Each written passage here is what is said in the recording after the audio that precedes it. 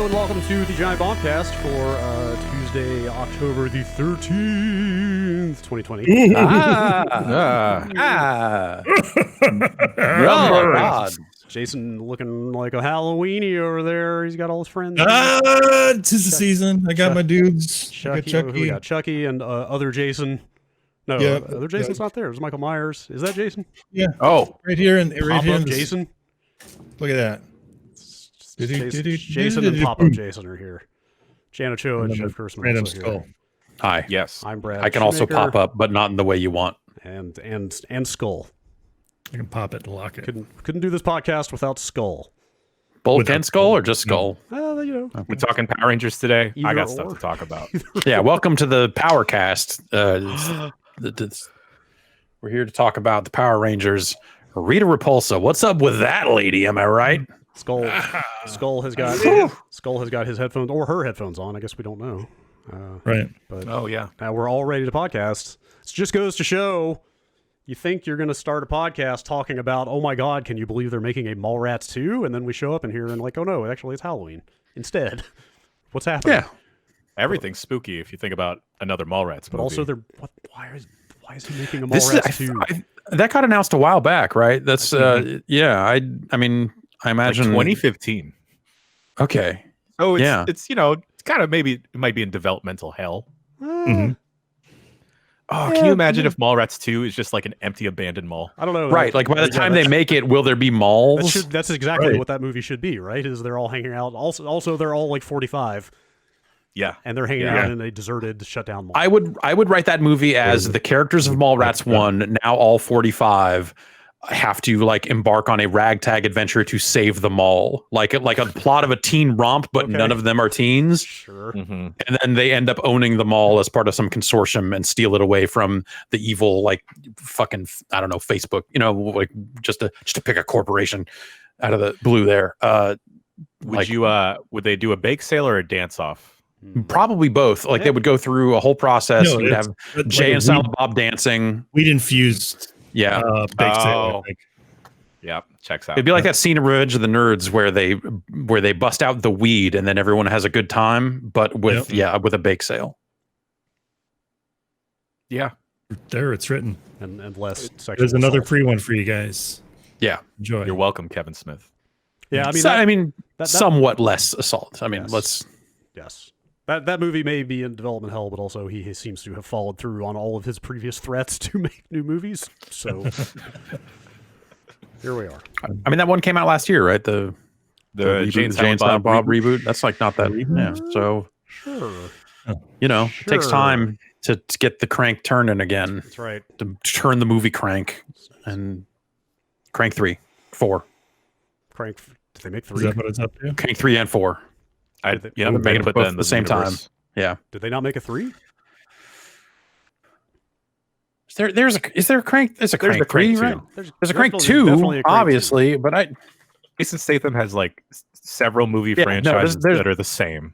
no, there's no Crank 3. This is like a fake trailer for Crank 3. 2. Okay, sure. I would buy that. Oh man, Hardcore Henry. What that weird first person movie that I saw at some fucking abandoned mall in Central California on a whim. Maybe I you're could the not mall do rat. that movie. It's me. I was the mall rat all along. I'm smearing poop on my hand and feeding someone pretzels. Oh, Jesus. I'm not sure what malls you're hanging out at, but Well, that's like every mall. that's fair. There's at least one person doing that. That's a good Mhm. point. I kind of missed them all. Yeah. Now that I think I don't about miss my local mall. I miss my local mall of 20 years ago, but I don't miss my current local mall. And I can't imagine what it's even like, what it will be like once we're done with all this. Would you guys ever consider yourself a mall rat? Like, did you go to a mall to hang out? Oh at any yeah. point? Oh yeah. Like high school, just bopping Yeah. around. I mean, I would say I didn't exactly go there to loiter, if that's what you mean.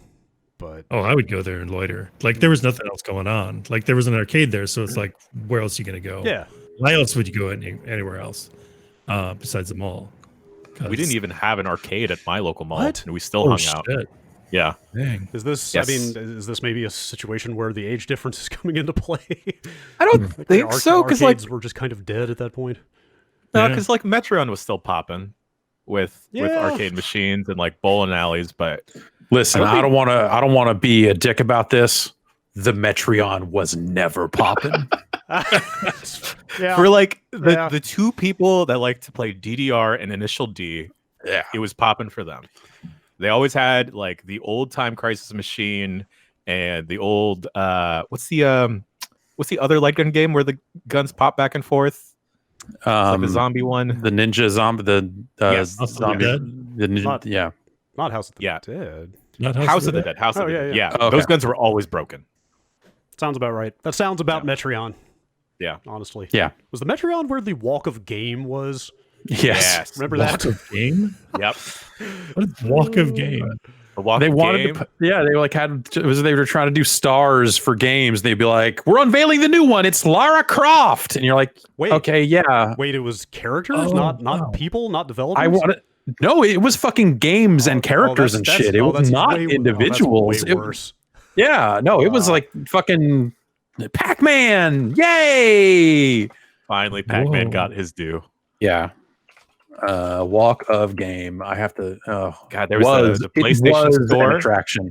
Okay, they did do some people. Miyamoto. They gave out basically game and character awards, and then there were lifetime achievement awards that went to individuals. Apparently, they only did this for 2 years. And in 2012, the area of the Walk of Game was converted into a Target. So I guess that's where the Target is now. Yes. You think if I Yeah. like break open one of those floor tiles, I'll find Pac-Man's Walk of Game star? Yeah, Pac-Man's skull. Apparently Pac-Man never made it in. So that's sad. 2005, the game and character awards went to Mario, Link, Sonic the Hedgehog, Master Chief, Oof. and the lifetime achievement awards went to Shigeru Miyamoto and Nolan Bushnell. 2006 rolls around. Yeah. We've got some more entries for the Walk of Game. The final entries for the Walk of God, Game. where do The- you- Oh wow. these Where were do you go? paper ballots and online submissions is how this was done. So as you can vote. Okay. StarCraft, Lara Okay. Croft, Final Fantasy, EverQuest, Yeah. Sure. and the Lifetime Achievement Awards go to John Carmack and Sid Meier. All right. Thank you for your contributions. Yeah, I have been in that Target more times than I can count, and I should have thought of it because I had also been in the Metreon more times than I can count, but it never clicked for me that those were the same physical space. yeah. Do you think That was the Walk of Game. Do you think the Walk of Game is like buried in the structure of that Target? Yeah, center? Actually, If we get a Minecraft pickaxe and go in there, So we At can the get in there- Target. so we can get in there and add Minecraft to the Walk of Game. right? I used to work at one of the cupcake shops in the Metreon, and then our storage space, which was like in the deep basements. There was a bunch of weird stuff for stores that were never there anymore. I'm 100% sure there's some Walk of Game stuff in the Metreon basement. Okay. Let's I go. might do some digging. I might have a Do it. friend that still works there. All right. Let's unearth the Walk of Game. I wonder what they did with the stars when they picked it all up. They probably just tossed them because it's not like they were that fancy. It was just like, here's a metal star and it says fucking StarCraft on it and has a little pixel guy on it. Like they don't even look good. That's right. Y'all remember the PlayStation store was there? Like Oh, the yeah. physical Yeah. Tony store? Yeah. We went there for the PS3 launch. It was still there for the PS3 launch? I'm Wow. pretty sure. Yeah, it was 2006. Yeah, it was still there for the PS3 launch. Yes, they had Sony had an event, like a nighttime event there, like a midnight event because people were lining up.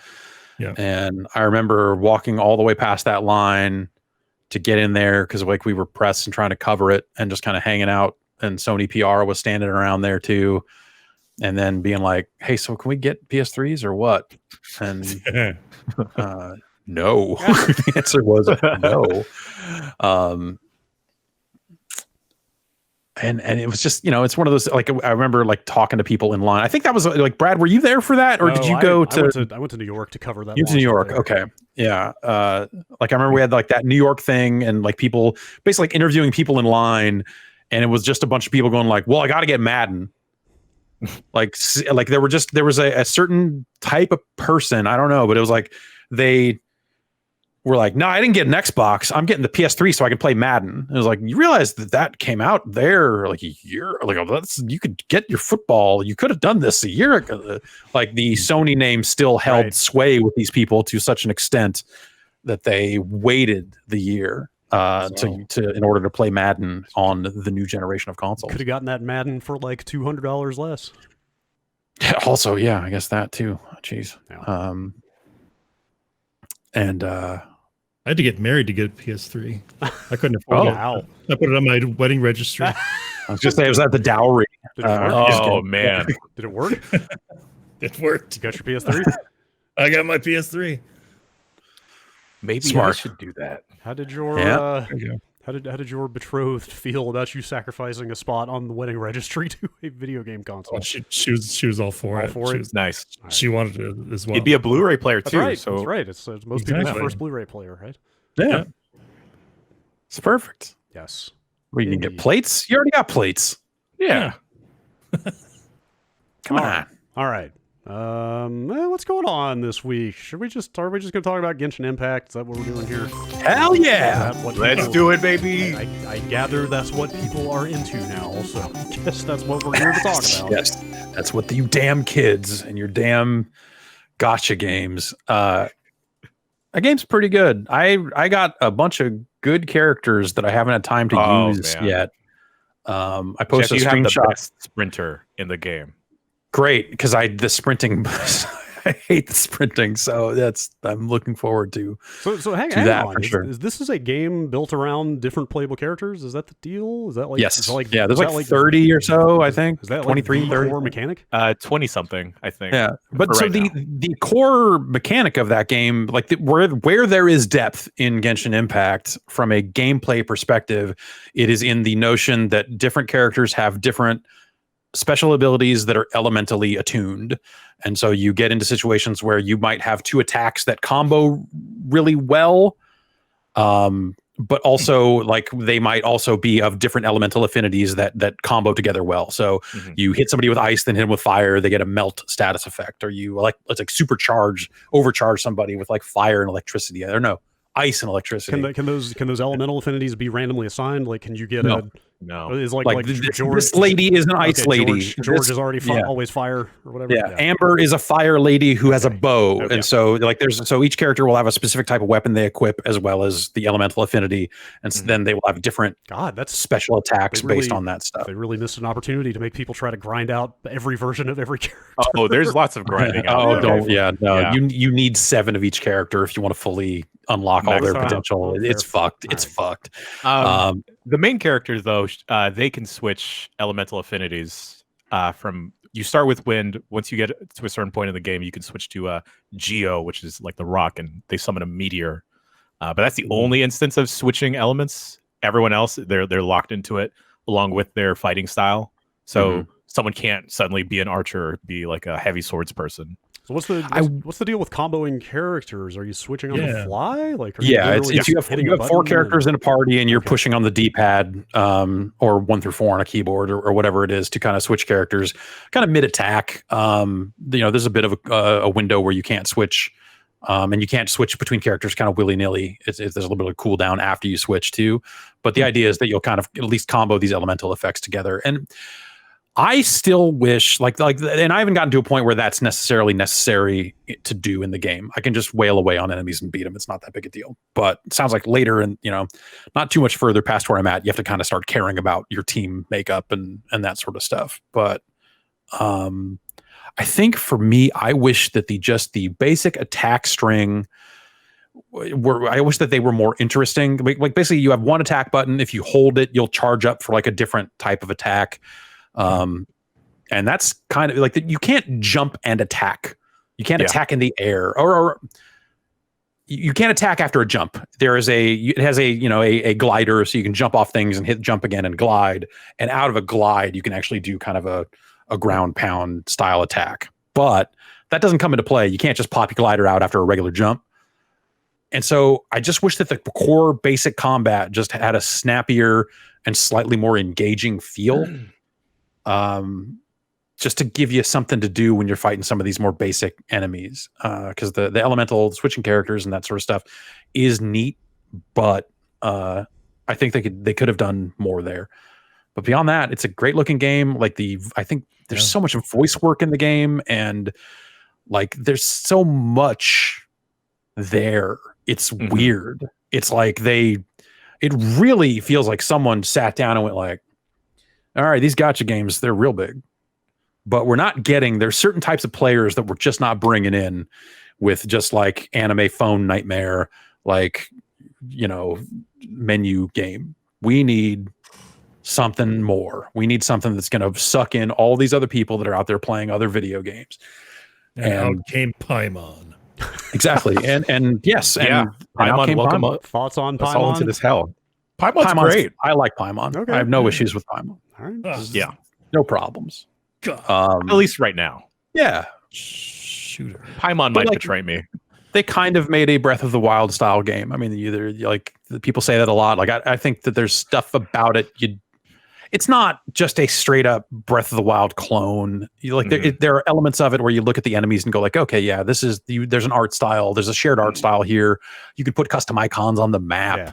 You can fucking glide off stuff, and they build puzzles around like, oh, I need to get up high so I can glide down to this platform where this chest is. I mean, the first time I saw screenshots of this game, it really just kind of smacked me in the face. There's even something about sort of the far distance, the way the landscape looks, the color palette, and the way it desaturates, and just like I mean, they're deliberately doing that. I don't mean to say like they're not making something that is designed to evoke that, but if people go into this and say it's anime Breath of the Wild, like it's not.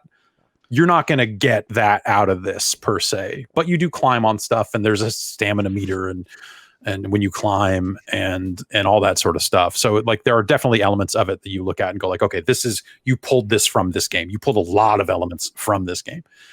And yeah, I don't know. It's I also think the phone version is like pretty impressive in a way, like 100% phone. Yeah. Wait, is that what y'all are playing?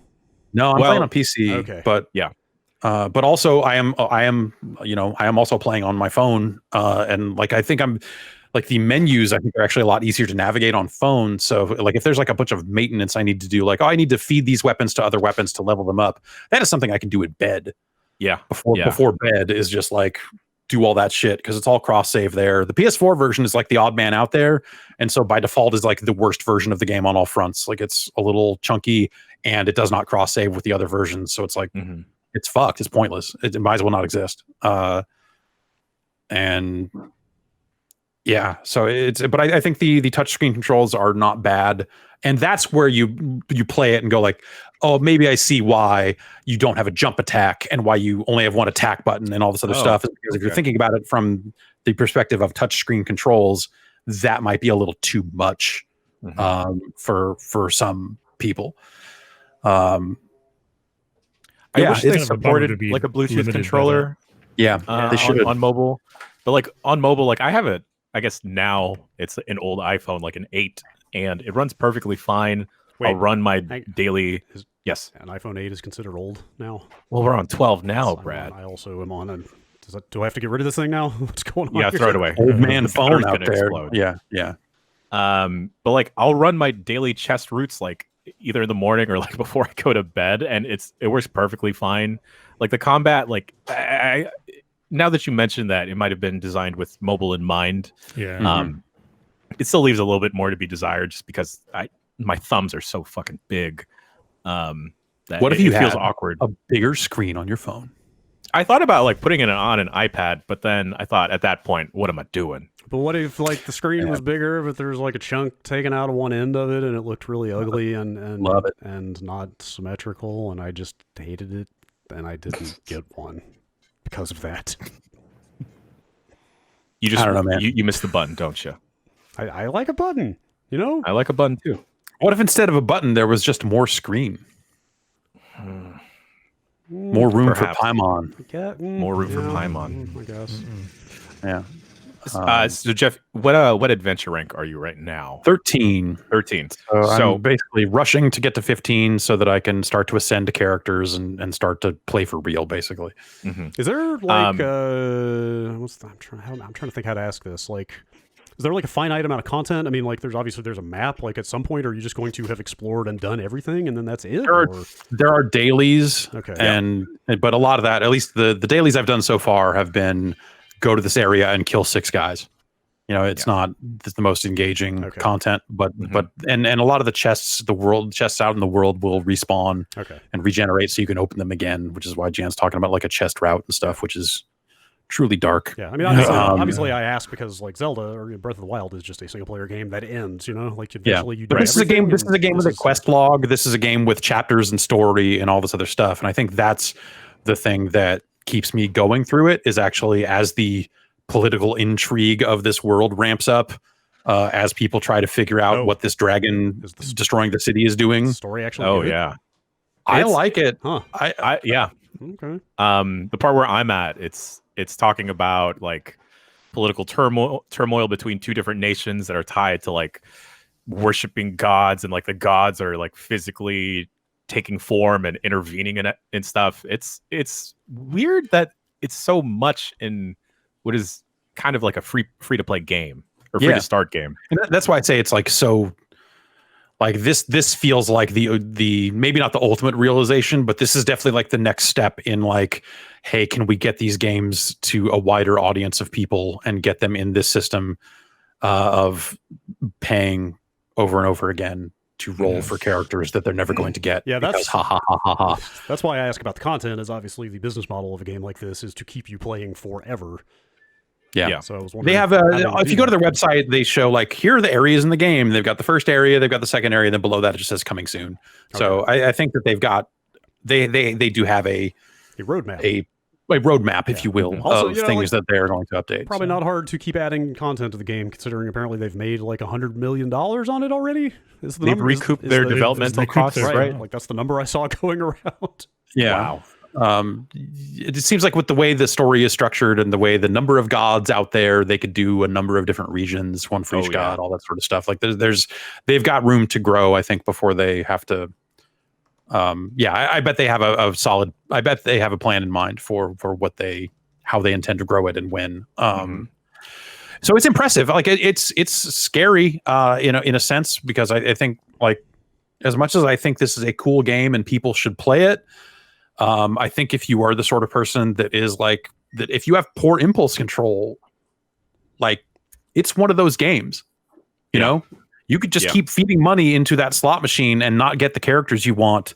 Like, it's just funny to think, like, because of all the turmoil this industry went through around random loot boxes and all this other stuff, they do publish drop rates. So, like the insanely low percentage for a 5-star character and all this other stuff. Wasn't that regulated in China at some point where this was developed? Yes, that was mandated at some point, right? I think the percentages, that was the mandate, right? Was to publish that stuff. Yeah, but the rates are low. It sucks. It's and the way for you to get all of the characters or whatever you want, like, it's one of those games. And I know plenty of people who have liked previous gacha games and all that other stuff. I think the question of like, should gacha games exist? Yes or no? Like all that stuff. I think we're kind of past that. And I think it needs to be like, you need to look yourself in the mirror and figure out if you're going to be okay with this, or like, if you're like, so when I go into games, when I go into free to play games, especially ones that I think, have a potential for, like a gambling or abuse, whatever you want to call it. Like, I always look at it as like, if I really like a free to play game, I will try to put money into it and stop at about the level of what a full price game would be.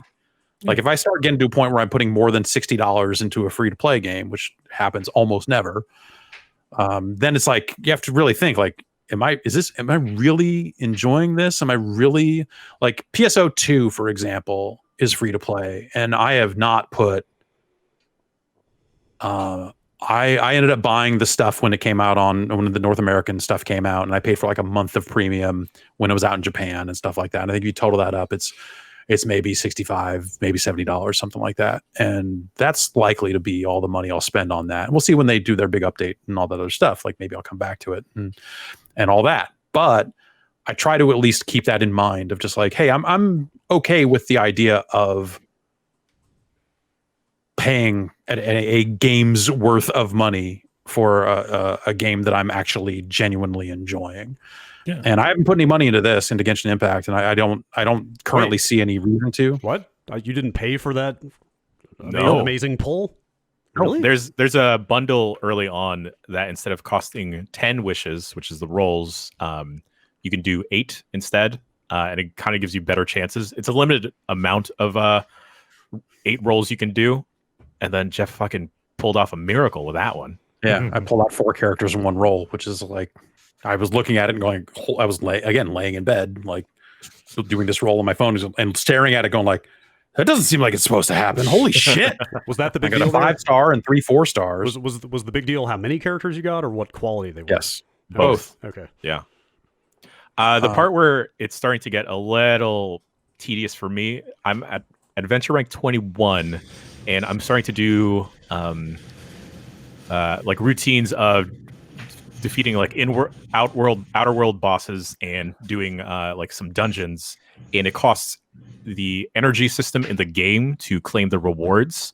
And I think that's been like people's main complaint as they reach the max AR level or adventure rank level, is that you'll passively be building up more energy, but then you can use money to refresh your energy so you can keep going. So you could either wait a day to grind out for some weapon materials, character ascension materials, or you could pay a couple bucks to refresh all of that from the get-go and keep grinding out.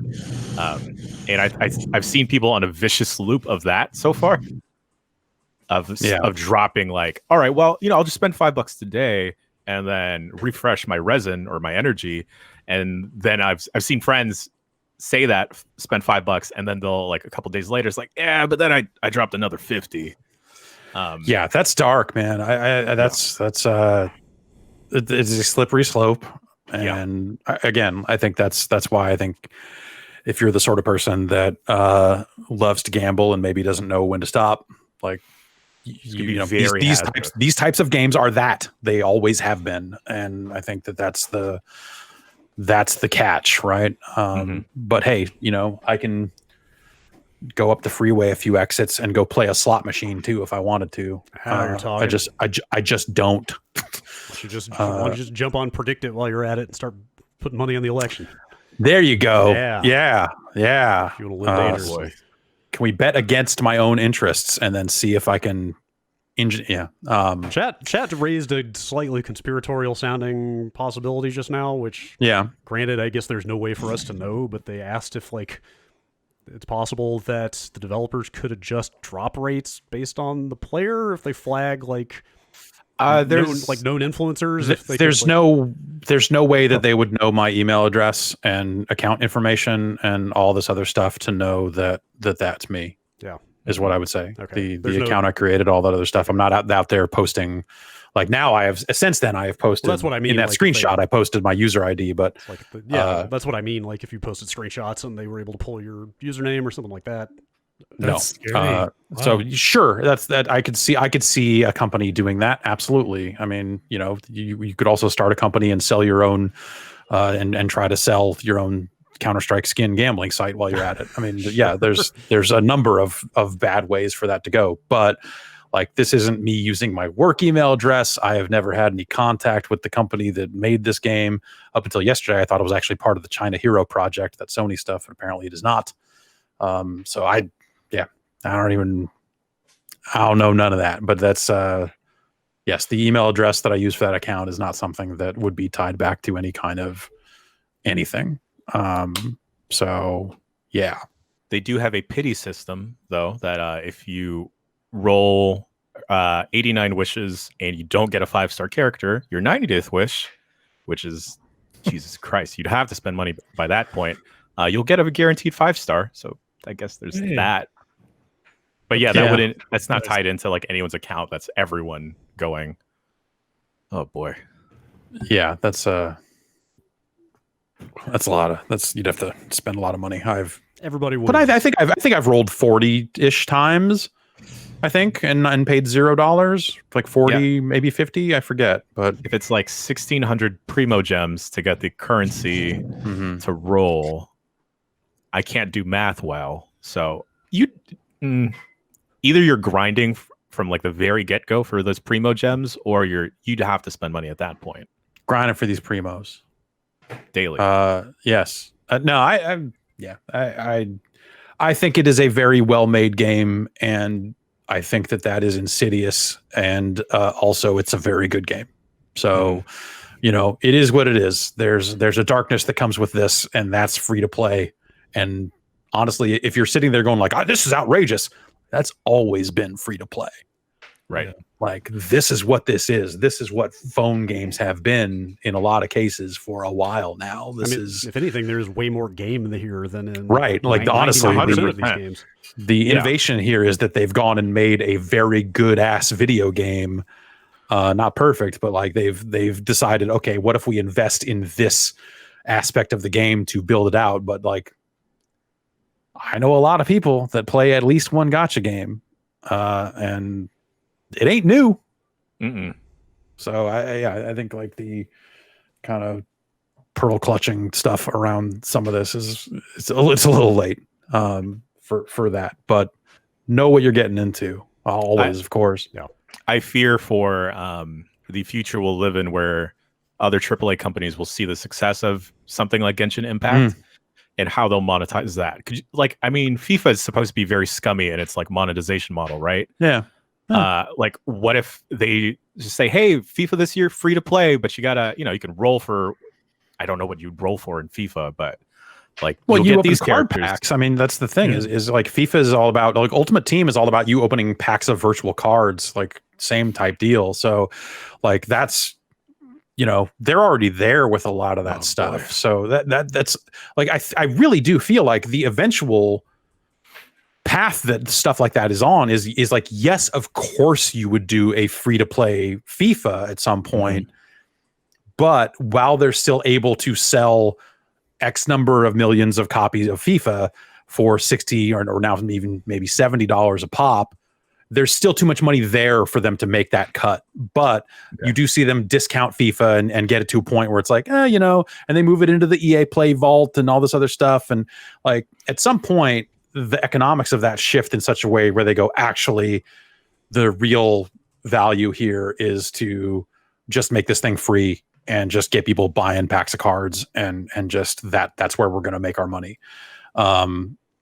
And maybe they do that on phones. I don't actually know. I know that EA has definitely put some of its stuff onto phones in various ways, but I don't know how close that is to the Ultimate Team stuff or not. I just haven't looked into it. But yeah, man, like, yes, that is that feels like the eventual goal for all of these. Any game that's going to monetize well with microtransactions of any kind after the fact, you look at and go like, oh, well, why don't we do this? I mean, Rocket League just went free to play, and they're going to that kind of battle passy kind of model and stuff like that. Yeah, like, they've been there for a while, actually. Apex started that way. There's a lot of different ways to kind of skin that cat, but I think for like Genshin Impact to do it and have like a a pretty compelling story, a fun story, it's wild. It is so wild.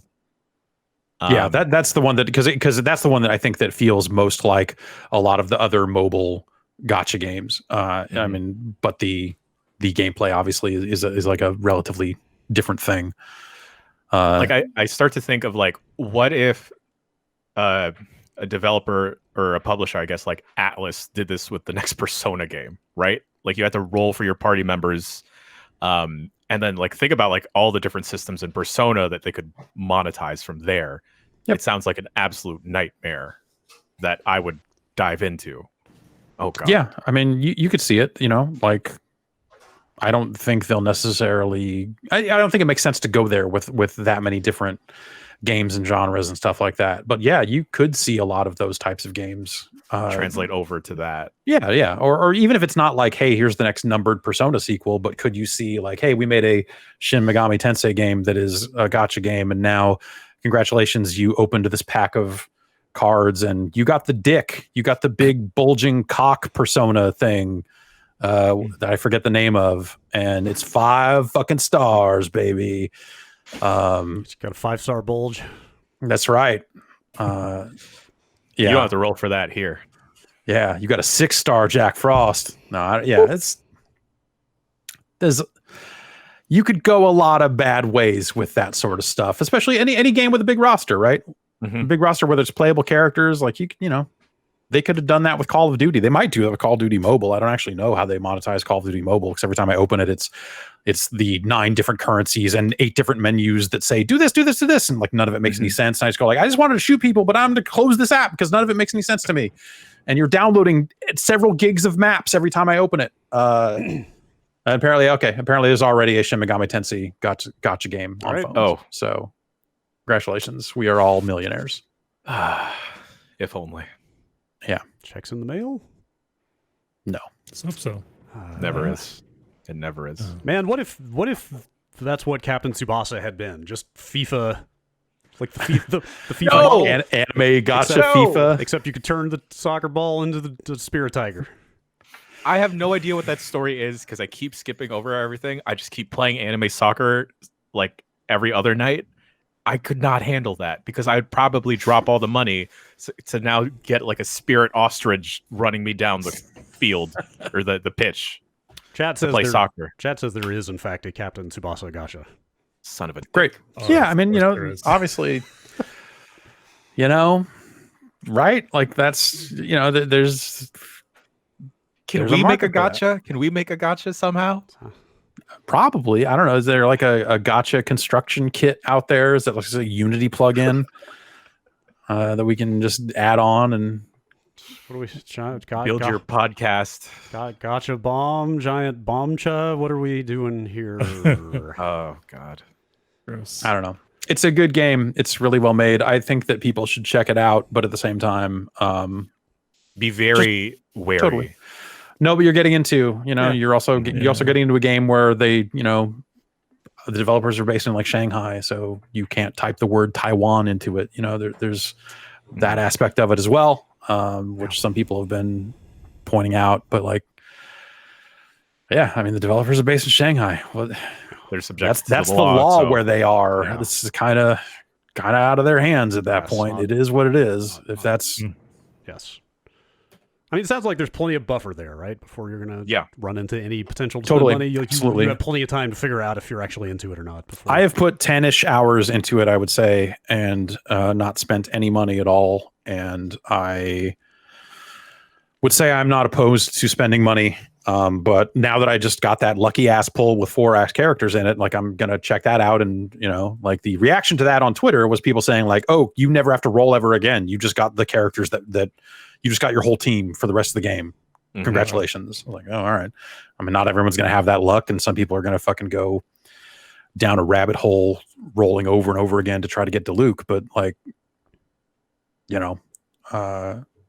I think even with the base characters, the game didn't seem like too out of control or hard. But again, I haven't, I'm only adventure rank 13. So maybe that becomes a problem.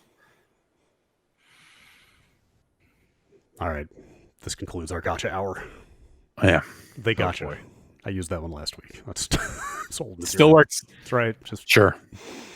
going back to the hits around here. You know what is a complete and whole video game, which costs $25 and is launching November 12th alongside the PlayStation 5? It's Bugsnax. You get like Just talking about. a 5-star tunicorn. What do you hang on? How do I? What do you think the unicorn's in that game? I don't know, man. Oh, how much do I got to roll? Hang on, I'm trying to. Okay, let's see how much I can remember. Okay, Strawby, Razzie, Snackery, Very similar. Crapple, Crapple, Oh, crap. Crabble? Crapple. Is that a crab Crabble? Yes, apple? it's a crab apple. You got It's not Crabble? Okay. Oh, of course. How could I forget? Bunger. Yeah, This yeah, game is watch your filthy. mouth. I don't think I realized that Bugsnax was this AO rated porno game. Right. Oh, I typed in Bunger into Google. You make sure safe Don't search do is that. on. Oh yeah. Don't. There's what's the guy's name? The farmer is named Wampus, I think. He's got a real twangy way of saying bunger. Them they're bungers. Them they're bungers. Real problem. Bunger is like a hamburger Hamburger? with French fry legs Fries. or something like that? Yep. Oh, there's also the frieder. Frieder. Oh, there is a frieder. Probably guess. Oh, like a spider with French fry legs. There's the Oh, that's good. the Shishka bug. Love it. I should. You know what? I have raw gameplay recording of that. We talked. Jason, you were there. Yeah. We talked over that video, that footage of Bugsnax that I played. But I should pull out that clip of the Shishka bug screaming "Shishka bug" and put it out somewhere.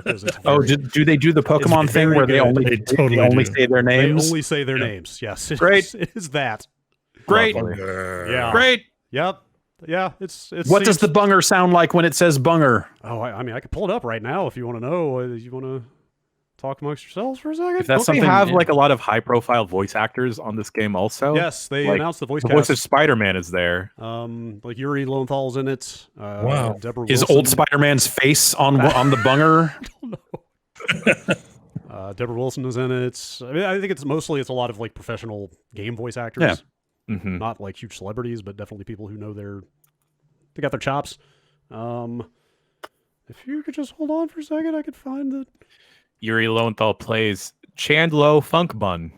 It's the best name I've ever heard. It's not bad. It's not I'd bad. be part of the Funk Bun family. Oh, I don't know if I can find it. That's going to be tough to find. Keep talking. All right. Well, what is this game? Is it like a Viva Pinata? Are you hunting the Bugsnax? It's yes and yes, kind of to a limited extent in both cases. It's a little bit Viva Pinata. I've seen some people making the Pokemon Snap comparison, but Pokemon Snap, I've never played Pokemon Snap, but that's a full-on photography game, right? Like you were literally... Yes, you are. It is a rail shooter, but you have a camera instead of a gun. Okay. And you're throwing apples and stuff at Pokemon. But like composition matters, right? You're trying to get good-looking photos, is that right? Okay. Okay, so this is not that. This is you are scanning. I mean, the scanner is like a camera, like you point and shoot as if it were a camera, but you're not like taking pictures that you're saving or anything like that. I'm not going out of the Blockbuster and printing out pictures of Bugsnax. Not yet, but I mean, I think... Then fuck this game. I imagine they have post-release plans to further monetize the Bugsnax. That's my Go guess. to your grocery store to the produce section. That's my guess. I'll dig into this over the break. Maybe we'll come back with some hot Bugsnax talking. Some hot bungers. Yes, some hot bungers on here. That's right. Tell your friends, Giant Bombcast, your only podcast for the hottest bungers. Throw up your bungers, y'all. You don't got to pay for that either. Nope. All right. Okay. You're getting kicked off Twitch today, boys. Shishka bug. Let's see. So, like, I'd say it's more Viva Pinata than Pokemon Snap because, like, the Bugsnax all have like likes and dislikes. After you scan one, you can pull it up in your kind of Snaxadex and see like, you know, it's like, oh, the Bungers love ketchup. They hate chocolate. I don't know. I'm just making this up. So is this DOA Extreme Beach Volleyball, but instead of buying swimsuits for girls, you're buying ketchup for food bugs? Yes, but you're also buying swimsuits for food bugs. But you're not buying the ketchup. You're actually harvesting the ketchup from a plant. Yeah, there's like ketchup grows on bushes, and you go around picking ketchup from the bush to put ketchup in your bush slingshot and shoot it at things to lure the bugs. Sorry, you have a ketchup slingshot or a tomato slingshot? No, the slingshot can shoot ketchup or chocolate or whatever you find. I found both. That's not how slingshots work. Okay, I thought this was going to be Toe Jam and Earl style with the tomato slingshot, but all right. Oh, no, okay. You can load whatever you want into that slingshot. So yeah, it's like kind of a puzzle game of like, also another Viva Pinata-ish thing. The bugs straight up have like the Sims style like thought bubble over their heads that show them being happy or sad or angry or whatever.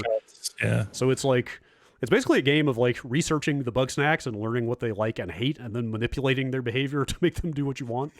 Which is sometimes it's a little puzzle to make them go into a bush to knock out another Bugsnax. Yeah. It's like, oh, I need to make this bunger charge this other bunger to knock out the other bunger so I can capture it because you can't catch a bunger in your trap.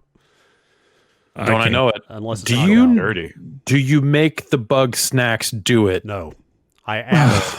That was one of my questions. I asked Phil Tibotowski himself. I asked him if there were romance dances in the game, and I don't believe that is the case, unless I am completely misremembering his answer. Maybe it just ain't romantic. I don't know, man. It's purely functional. How do Bugsnax reproduce? I don't know that. We will need to know. Maybe they grow out of the ground. I don't know. Actually, bugs don't grow out of the ground, but they do it. Strawberries do. Are they animals or plants? There's a lot of unsettling questions raised by this game. Does a spider hump a strawberry? Maybe they're all like unable to reproduce, like a donkey. Is that right? A donkey or mule? Is that what it is? What? Yeah, because it's like a cross. A mule is a mule. Is that's what it is. sterile, Yeah. right? What? Right. Yes. Yeah. Yes. Really? A mule is the product of, or maybe it's the other way around. I forget if it's donkey or mule, but yeah, it's I believe it's mule is a product of a horse and a donkey, which means it can't reproduce because it's sterile. What? Yeah. Yeah. So maybe a spider humps a strawberry, and then a spider strawberry comes out the other end of it, but it's sterile. Yeah. That makes sense. I hadn't even considered this aspect of the game when I was playing it. I was more unsettled by the body horror, like Cronenberg aspect of this game.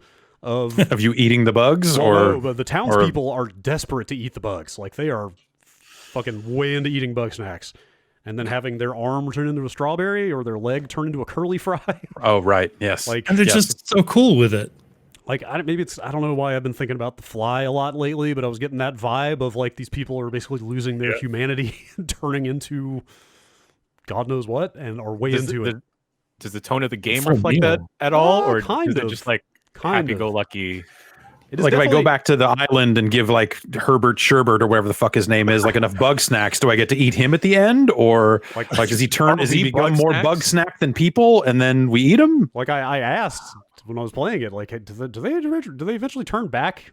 Like do they get their hands back eventually, or is that just a strawberry forever now? And they were not ready to answer that question, so maybe that is a thing. Yeah. I don't know, but it's great. It's very lighthearted. Like it's definitely very comical and like kid friendly, but it's like I think it's self-aware that like it's very light on the surface, and underneath that there are some very upsetting implications of what's going on. Some hard to answer questions, maybe if you think about it a little more. Yes. Also, it's not. I didn't get much past the tutorial. I didn't have a ton of time to play it. I wouldn't say, from what I can tell, it's explicitly open world, but it is a big island with kind of zones. And I definitely hit a point where I got to the main town after the tutorial, and like 4 quests all popped in my log at the same time. So I get this, and one of the like the main quest had like a 12-point objective or something. It's like go find the 12 villagers and bring them back to town or something. So it seems like it's pretty open ended, and you can just kind of roam the island and do the stuff at your leisure. All right, do the Bugsnax. Yeah. So that seems to be kind of the main structure of the game. It seems cool. I am looking forward to playing it for sure. That sounds good. Yeah, pretty excited about it. Yeah, and it's coming out day and date PS5. They said it would run 4K 60 on the PS5. All right, beautiful. If you're into that kind of thing, it's only $25, right? $25. Yes. Oh, yes. How many Bungers is that? Is there like a bonus pack I can pay more money for to get like a bunger, like double bunger XP? Is that can I get a bucket of bungers? Can you 5-star bungers? Can you get your bunger? Our new film. Can you get your bunger animal style? We won the AVN award last year. I'm pretty proud of it. Anyway, Bugsnax seems all right. Exciting. Yeah. What else y'all got going on? Anything? That's about it. Like more Hades. Okay, Hades is good. I played a tiny bit of Eichenfell, which is this really cute, like retro style graphics, tactical RPG of sorts with a little bit of like a Paper Mario thrown in as far as the combat and timing is concerned. It's really cute. I've only played a small amount of it, but the writing's good. I love the music so far, and it's just overall really pleasant.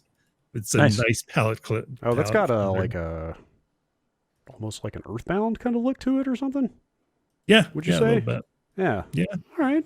Seems all right. You can go there. Yeah. I'll probably chime in more about it as I get further into it. So, but I'm definitely going to play more. It's good. Cool. And it's on Game Pass, right? I know it's on PC, but I think it looks like it is also on Game Pass. Oh, nice. Nice.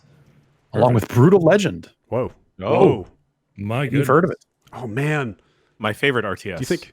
Yeah, dude. Microsoft's Brutal Legend. I played a shocking amount of the stage battle multiplayer in Brutal Legend, and it just occurred to me, if that thing's on Game Pass, do you think there's like a fresh influx of players playing stage battles? Tim Schafer was out there saying like, "Hey, on this day, I'm going to be playing a bunch of multiplayer, so get out there. Maybe you'll find me," or whatever it was.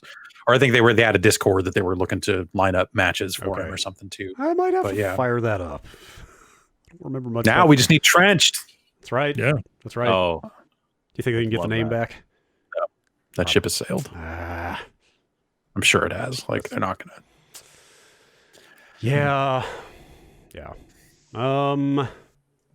Jeff, real quick before break, you want to talk about Res Infinite on the Quest 2? You just reviewed that game?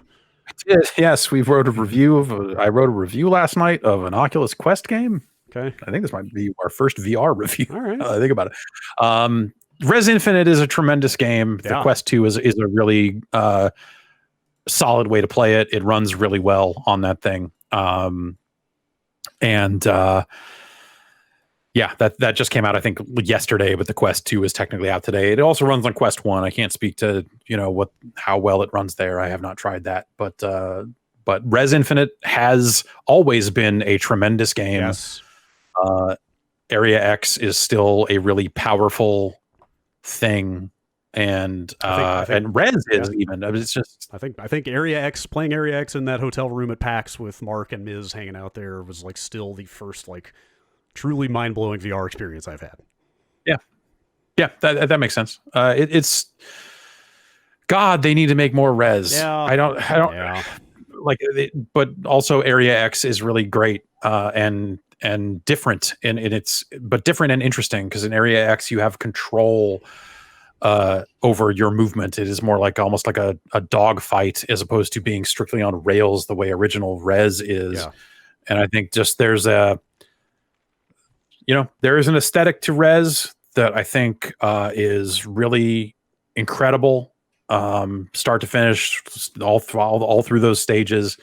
And it was when that game came out in 2001, and it always has been. And it's just it was great to see this come out again and just have another excuse to play it. And kind of come back and kind of realize that like, oh right, Res Infinite, like the VR there and the way that all that interacts, it just feels like the thing that they were always shooting for with Res all along. Yeah. And it feels like the ultimate realization of a concept that is almost 20 years old. I think that's the craziest part about it is like, this is like some people who worked on Panzer Dragoon and stuff making a game that is somewhat similar to those games.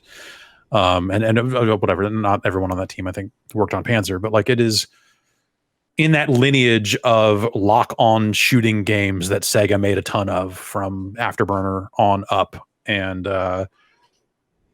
it's Res is still a really great experience. It's you're not going to come away from it going like, man, this was the greatest skillful, the skill ceiling on this, that you're not going to come in there and be like, boy, this is the most incredible gameplay I've ever experienced. It really is all of that stuff together. In a lot of the same ways that like the Tetris effect is like, it's very easy to write that game off as like, it's Tetris, but like it's everything around it comes together in a way that is incredible. Yeah, it's like Tetris with style. And Res is a lock-on shooter with style. Like lock-on shooting is not the most mind-blowingly engaging type of game, but that game Res gets so much mileage out of its aesthetic and all the synesthetic elements of it. But also I think like that's where VR I think really helps with it as well, because it helps make that gameplay I think even more interesting as well, because it is spreading it out around you in a way that now there is a little bit more head movement and all that other stuff to kind of make it a little bit more active than it was. I want to say I'm not 100% sure because they don't make it obvious. They don't like show you the branches, but I think Area X has got some possible branching in it. It does. There's like some different based on what you shoot or how well you do. Like it'll kind of subtly change the flow of the level. Yeah, Area X is really cool. Like I feel like you look at that and boy, that's like a really solid demo for what a Res 2 would be, or I guess like I was reading up on this last night as I was writing the review, and I guess that Tetsuya Mizuguchi saw Res as a trilogy, and that Area X is perhaps a prototype of what the third game in that trilogy might have been. I don't know if I think the implication there is that maybe Child of Eden is the kind of unspoken unofficial second game there. I don't actually know for sure. Child of Eden, I did not care for it. I think a lot of that is the fault of the Kinect. Sure. And how unreliable the Kinect was for playing that game. But I wonder, does Ubisoft own that game? I bet they do. Yeah. Right? They probably do. Like a VR port of Child of Eden would be pretty cool. But yeah, I would. I feel like I should maybe like try to go back and see if there's a way to give that another look. It is Kinect only, right? They didn't. I think that's right. It might have controller support. It might have controller support. Yeah, I don't know. That's the game with the space whale, right? I think that's right. Pretty sure Child of Eden's got a space whale. Yeah, I probably need to get it, check that out again with a controller, assuming it supports it, and give it another go. Because at the time, I remember, like with it being pushed heavily as a Kinect game and that stuff being really shaky, I think it became very easy to write that game off. So yeah, might be worth just returning to it. And okay, so people are saying apparently Child of Eden also came out on PS3, so there you go. Oh, okay then. So yeah, maybe I'll give that another look one of these days and kind of see if there's more to it than the very shaky motion hand controller stuff that barely worked. But yeah, Res Infinite. I think we've said it multiple times over the 3 years, 4 years, or however long that thing's been out. But I ended up playing through it again, and I was like, I'm just going to write a review of this. Why not? And then busted that out last night. Still in the dark. Still one of the best things in VR. Yes. That and Polybius. Yes. That and Polybius are still the marquee VR experiences. I'm not really even being facetious about that. Yeah, those are both great things. Yeah, like it's amazing how well the content of original Res maps to VR. It's like, as much as Res was just a simple rail shooter that gets a bunch of mileage out of the way it looks and sounds, like it gets that much mileage again by moving into VR and putting you in the middle of it. Yeah. But it's still like, at the end of the day, it still looks like a Dreamcast game, But Area X is actually like a modern evolution of that style and like where they could go with modern tech. And the particles and just I think the way the particles move and form into shapes and scatter, like they're doing some really cool stuff with all of that in Area X that you're right. Like it's more than Res was originally, both from a gameplay perspective and just like the tech allows them to have an even sharper visual style. Yeah. It's neat. It's really neat. Yeah. And we're God, when did Tetris Effect come out? What's the release date for that? I normally am pretty good at remembering dates, but the last 6 months, for whatever reason, the concept of time has become completely skewed. Yeah, late 2018. So like, he's probably at least thinking pretty hard about what they're going to do next. I would hope so. If not deep into it at this point. So like, Meteos, maybe it's Effect, yes. VR, like Luminous for VR. Yeah, I wonder if we'll see more, like another one of the kind of Q era games brought back into VR, or if this will be something else. Or maybe Tetris Effect was a little detour, and now they will do some kind of proper Res follow-up or something. That would be exciting. I am here for it, as they say. Same. Yeah. Same. Yes. On that note, we are now here for a break, which we are going to take presently. We will be right back. Be right back with some more hot bungers. Stay tuned, everybody.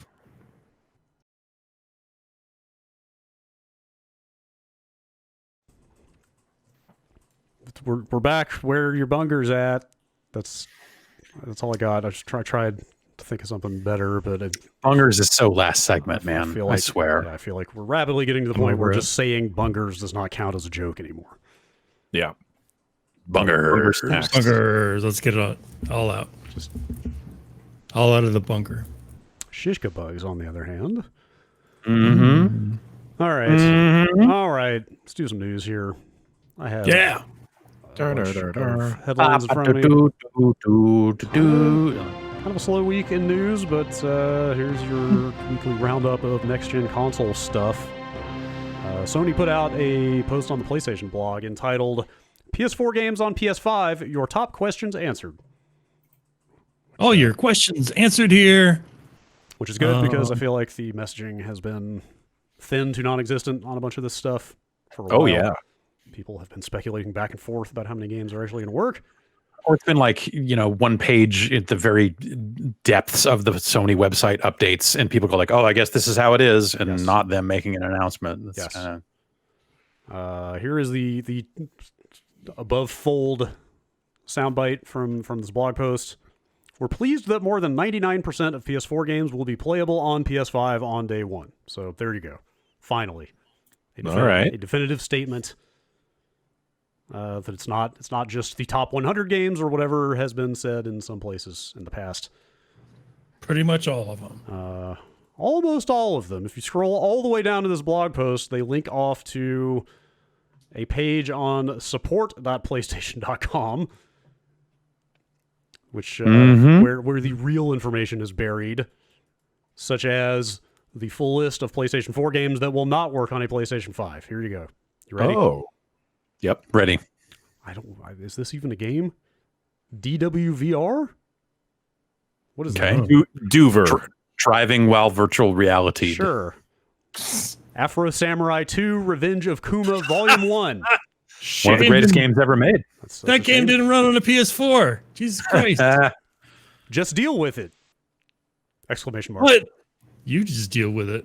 That's a video game, man. You deal with it. That is a you can't play it on the that is PS5. just deal with it as a PlayStation 5 incompatible video game. Shadow Complex Remastered.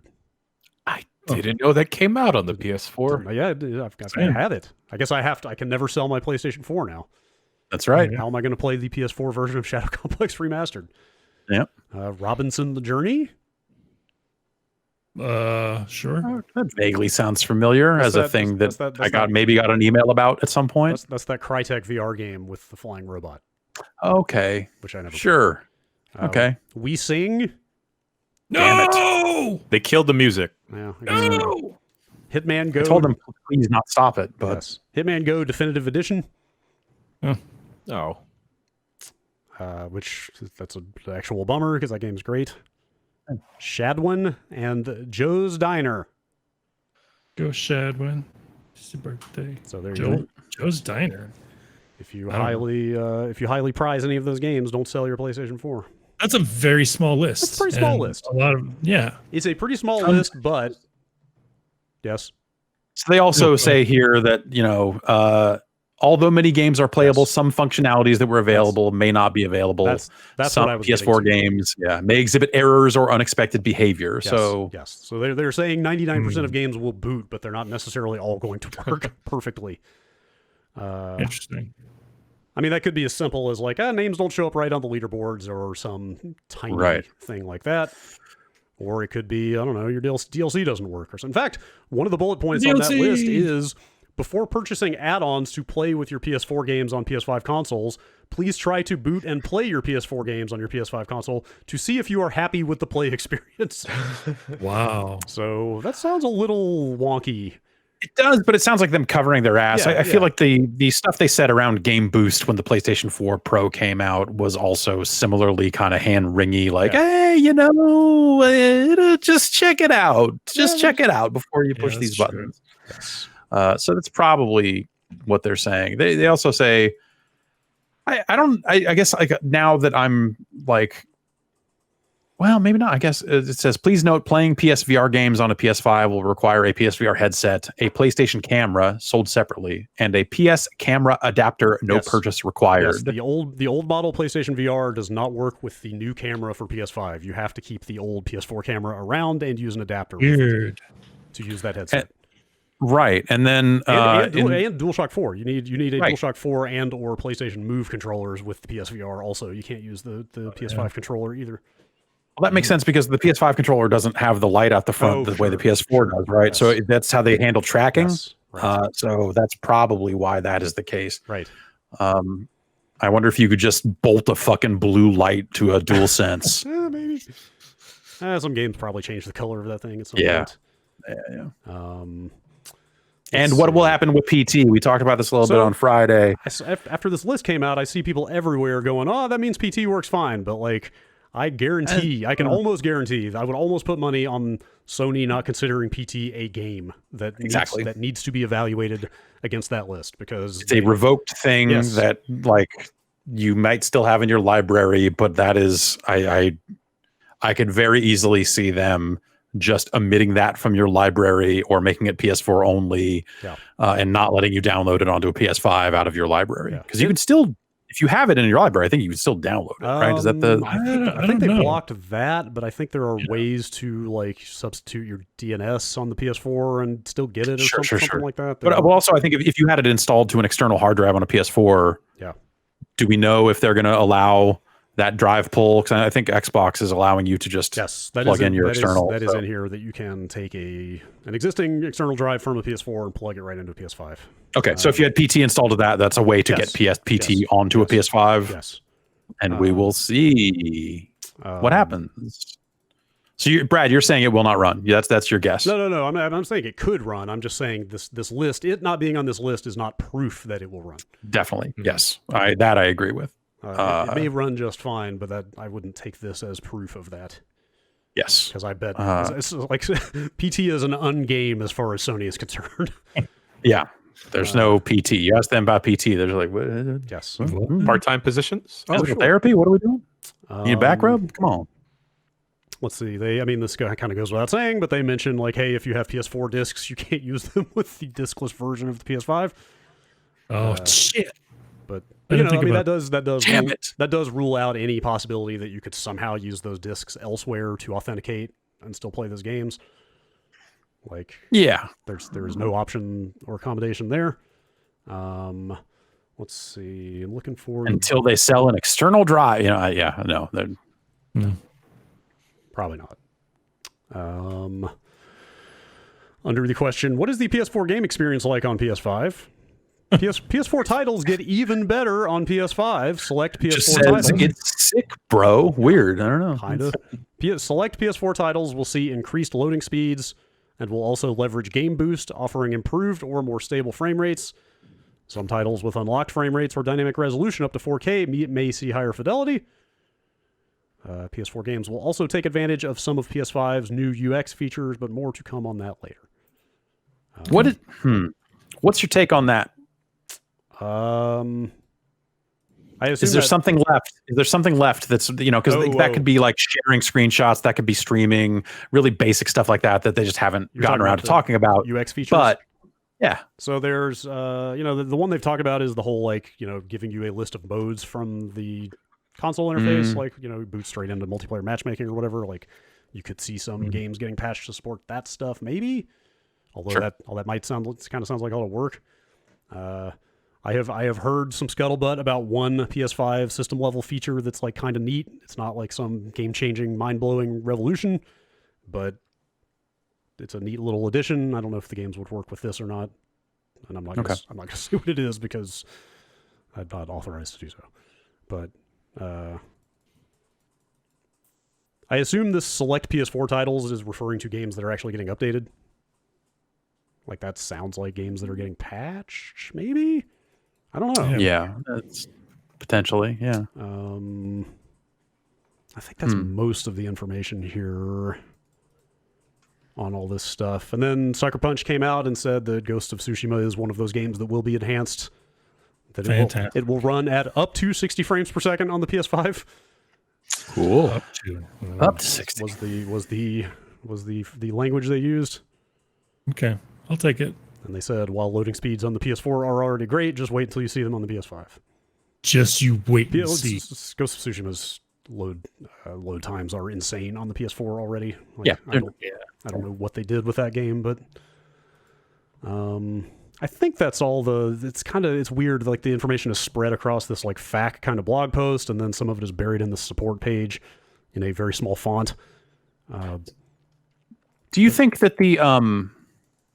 I think they just posted it. Yeah, they just posted it today. Do you think the Xbox blog post this morning talking all about, like, just basically like their headline of Xbox Series X and Series S will be the best place to play thousands of games from across 4 generations of Xbox. Like, I read this because they were all tweeting it this morning. Yeah. And read through it, and it was all the stuff they've talked about, the HDR stuff. They put out some additional screenshots and some of the other stuff that they've by and large already talked about. Like, unless I'm missing something, none of this seems like new information. Do you think this is just their counter to Sony getting out there and talking about this stuff and just like, fuck you, all this shit works? Y'all, yo, check this out. Check this out, the Huchi method. Right. Yeah. I think like one of the very few new pieces of information in that post is that Fallout 4 will run at a locked 60 FPS. Okay. On the Series X. Wow, that actually. Yeah. You don't say what you will for about how Fallout those 4. for how those games ran on consoles at launch, and I did not see if they patched it, but that is a market improvement because actually, I feel like those games were not 30 on those fucking consoles. Maybe that's actually a big deal for that game in particular. Let's see. I pulled there's a line in that blog post that very much seems like it's pointed straight at the situation on PS5. Here it is. Backwards compatible games run natively on the Xbox Series X and S, running with the full power of the CPU, GPU, and SSD. No boost mode, no downclocking, the full power of the consoles for each and every backward compatible game. Yeah, I feel like they've been riding that no boost mode thing, like with regard to their clock speeds, not even on the backwards compatibility stuff. Just saying like, yo, this shit runs. Yeah, we don't have to boost nothing. Yes.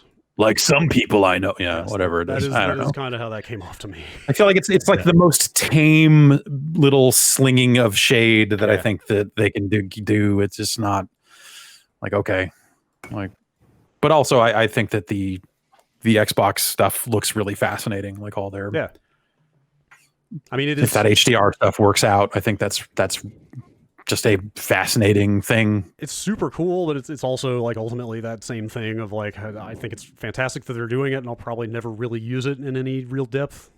Like, I'll load those games up and check them out and go like, man, that looks and runs great. Never actually play them again.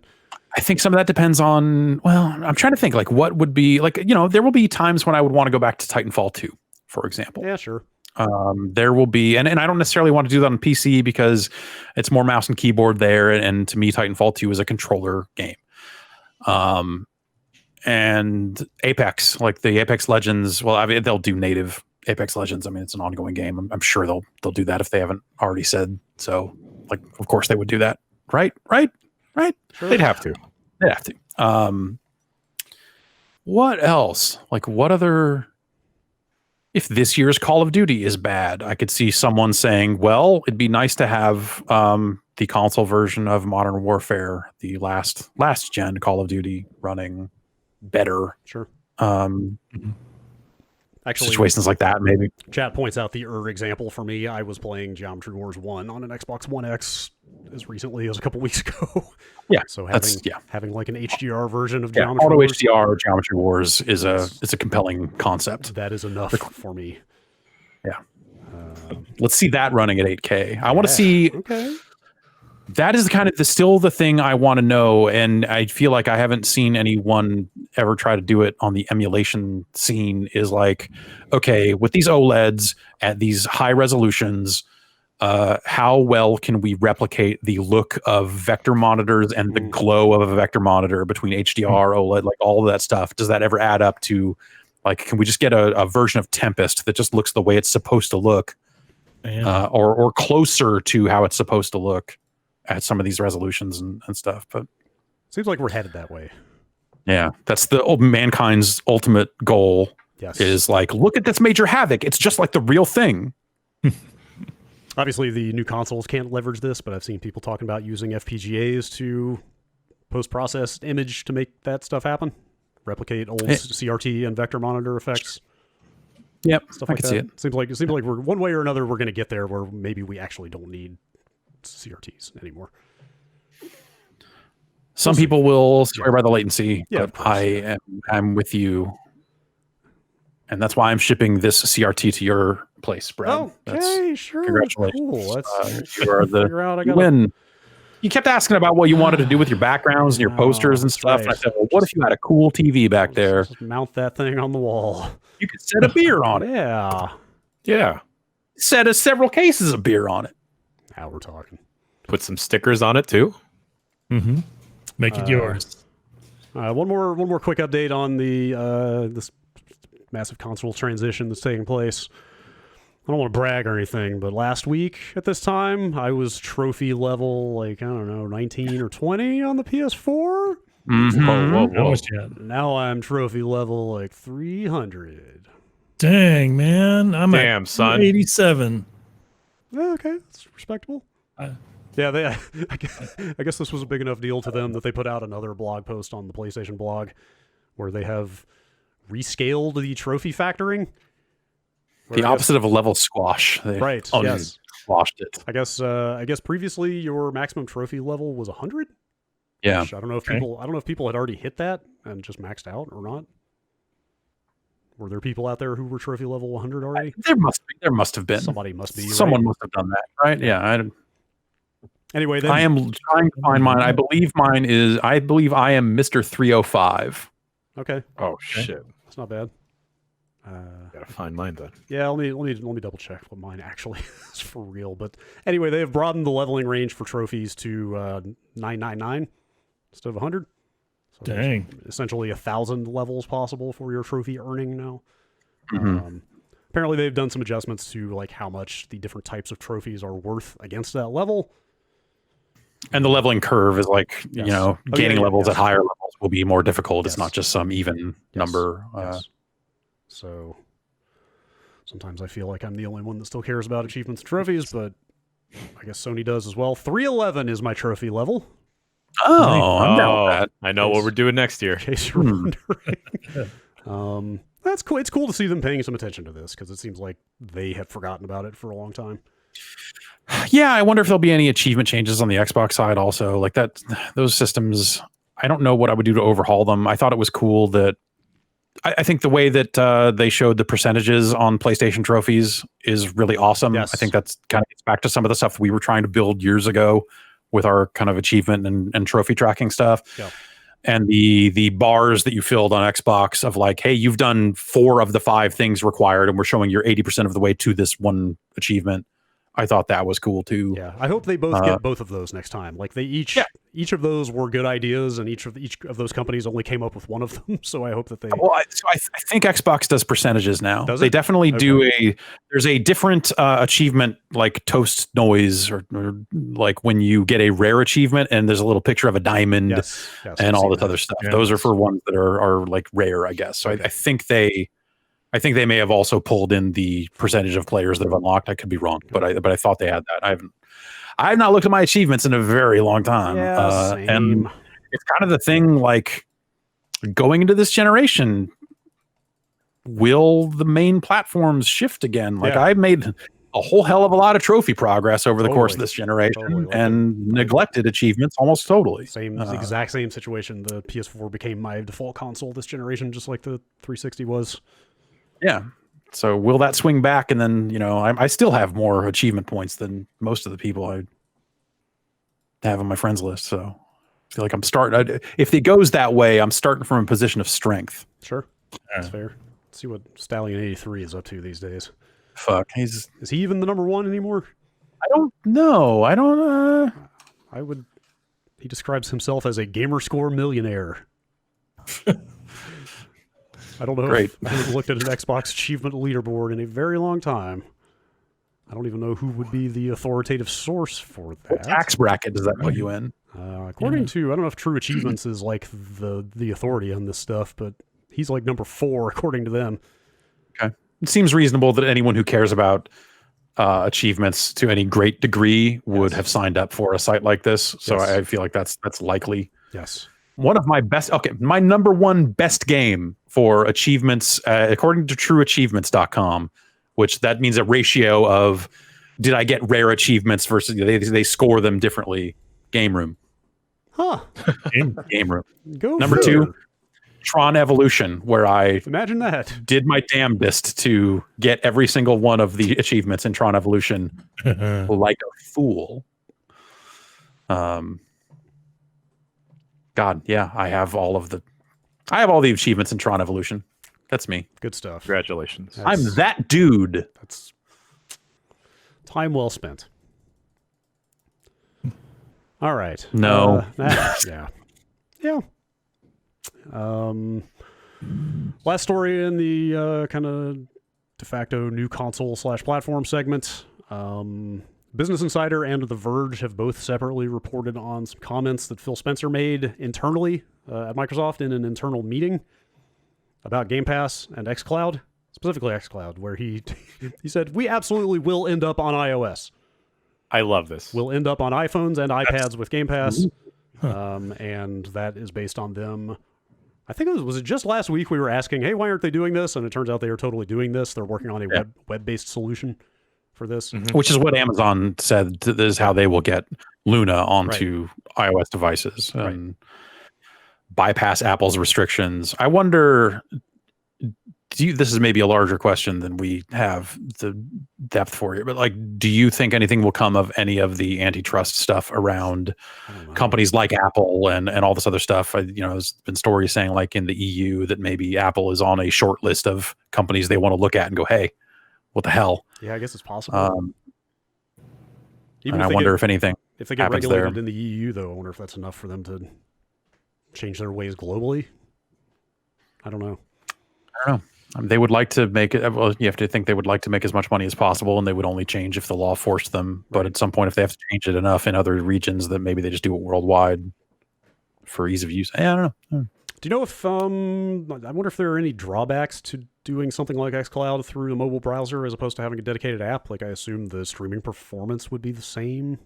It makes me wonder if they will need to come out with a cloud, like a Wi-Fi controller or something to kind of bypass the process of controller connected to phone, connected to video stream, connected, like if they will need to do some version of that Stadia concept just to kind of eliminate some hops. Sure. Assuming the mobile browser. Hops. Yes. Assuming the mobile browser can even hook into like whatever controller API they need to get the controls to the. I'm sure they've got all that stuff in hand. But nice to see. Whatever. I mean, one way or another, having xCloud on iOS is pretty crucial to the value of that service. Yeah, and I wonder, that just because they're saying it comes in a browser doesn't mean that they couldn't also release their own browser that has like the proper wrappers for what they need for like making game selection a little easier or something like that. Maybe that's some regulations. I think Edge is out on iOS already, right? If I'm not mistaken. But isn't like every single browser on iOS technically just WebKit? Safari. Yeah, like you can put out any browser you want, but it must use Apple's browsing engine at its core. Really? Yeah, I believe those are the rules. Geez. So it's like, yes, it's Firefox, but it ain't actually Firefox. Yeah.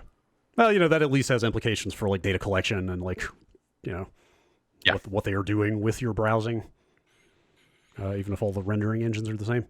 I forgot to mention in the Verge story about this, it sounds like they are still working on an actual app solution for iOS for xCloud in parallel to this web thing. It's just, it's not going to go anywhere unless the policies change, but it sounds like they will be ready in case that does evolve to a point that they could release something like that. Yeah. So, all right. Poor Crucible. Oh boy, Amazon has. I hardly knew. I don't know that there's not a verb. I don't think there's a verb in the English language to describe what just happened to Crucible. It launched, and then it unlaunched, and then it entered beta again.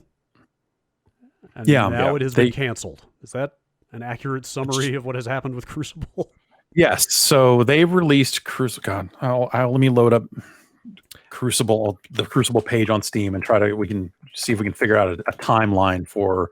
I have a quick question. Go ahead. At any point, were you able to buy Crucible? Oh yeah. Yes.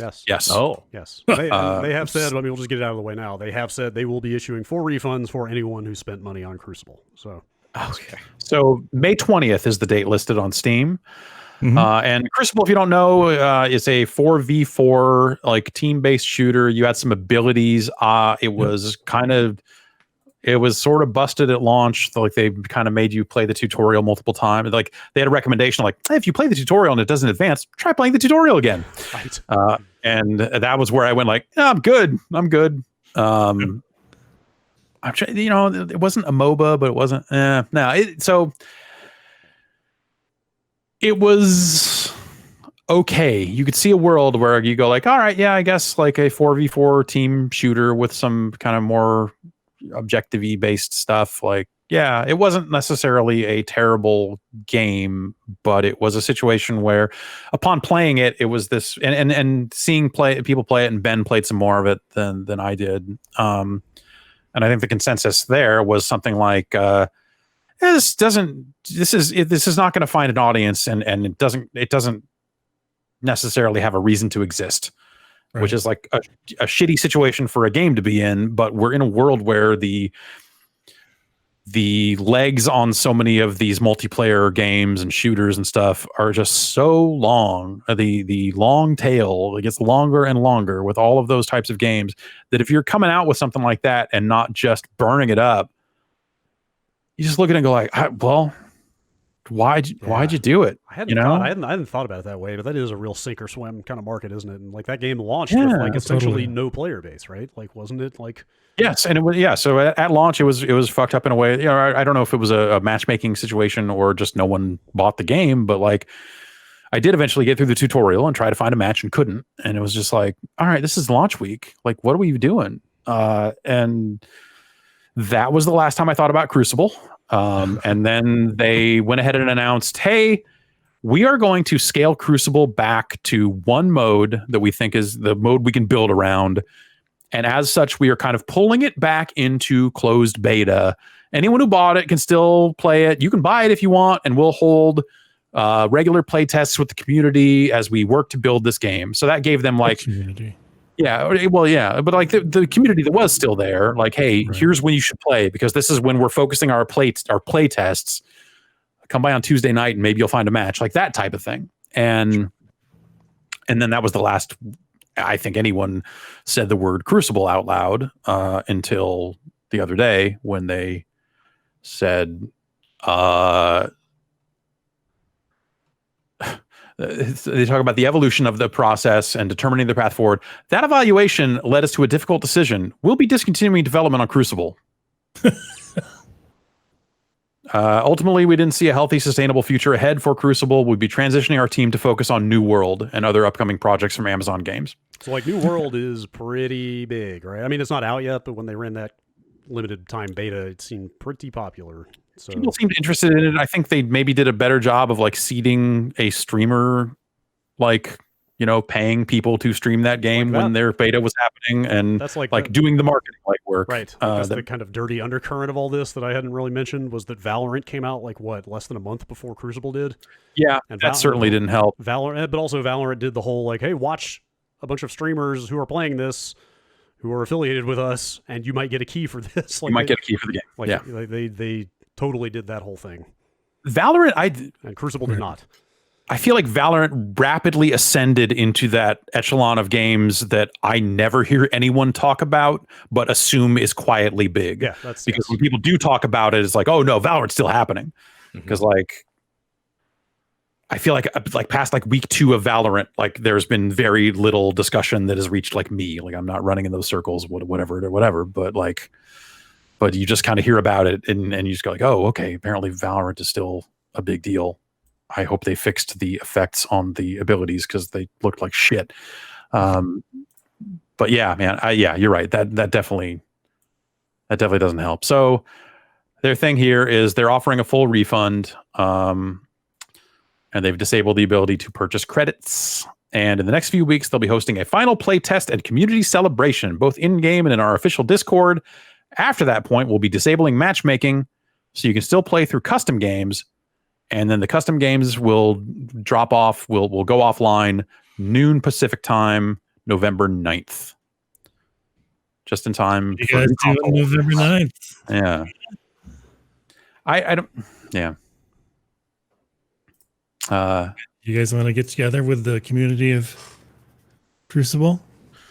I don't know if anyone can, like, I don't know if you could get access to it. Yeah, if you go to the Steam page, because I own it already, so I can download it. Yeah, let me open it in an incognito window and see if you can. You can't purchase it at this point, I assume, right? I would assume so, but you know, like that would be. Yes, they have removed all of the the kind of buy now button stuff on the Steam page is just straight up gone. So, Damn. oh man, No. I mean, So if you're in, you're in, baby. yeah, like it wouldn't make much sense to let you buy it now and then just have to refund you in a month. Yeah. Yeah. So, Yeah. I feel bad for the developers. I mean that last line is like kind of poignant. This has been a labor of love, and we're grateful for the time we got to spend on Planet Crucible with you. Yeah, that's a fucking bummer. Like when I say stuff like, "Hey, this maybe doesn't have a reason to exist," like I don't mean that in a way to shit on the people that work. I mean, obviously, like people put a lot of fucking time in it, and at least some of them, I'm sure, were incredibly passionate about it. But you just look at it and go, like, in this market, is that the bet you want to place? Yeah. Like, I guess they probably had to place that bet years ago, right? Like, I assume they've been working on it for a very long time, and it's just fucking brutal. So I don't know, man. I wonder how Hyperscape is doing. Yeah. Like, I know they've been proceeding with their seasons, and it definitely seems like there are people out there digging what that game is doing. I don't dislike Hyperscape, but it was also that feeling of like, this seems cool, but I don't think this is the one of these I want to play. It's not even the second one of these. Like I would play Apex, I would play Warzone, I think, at this point, and then I might even go back to PUBG before I, decided to get deep into Hyperscape. But I don't know. They still keep doing stuff to it and having their seasons and all this stuff. I'm just curious. I just wonder how is that going for them.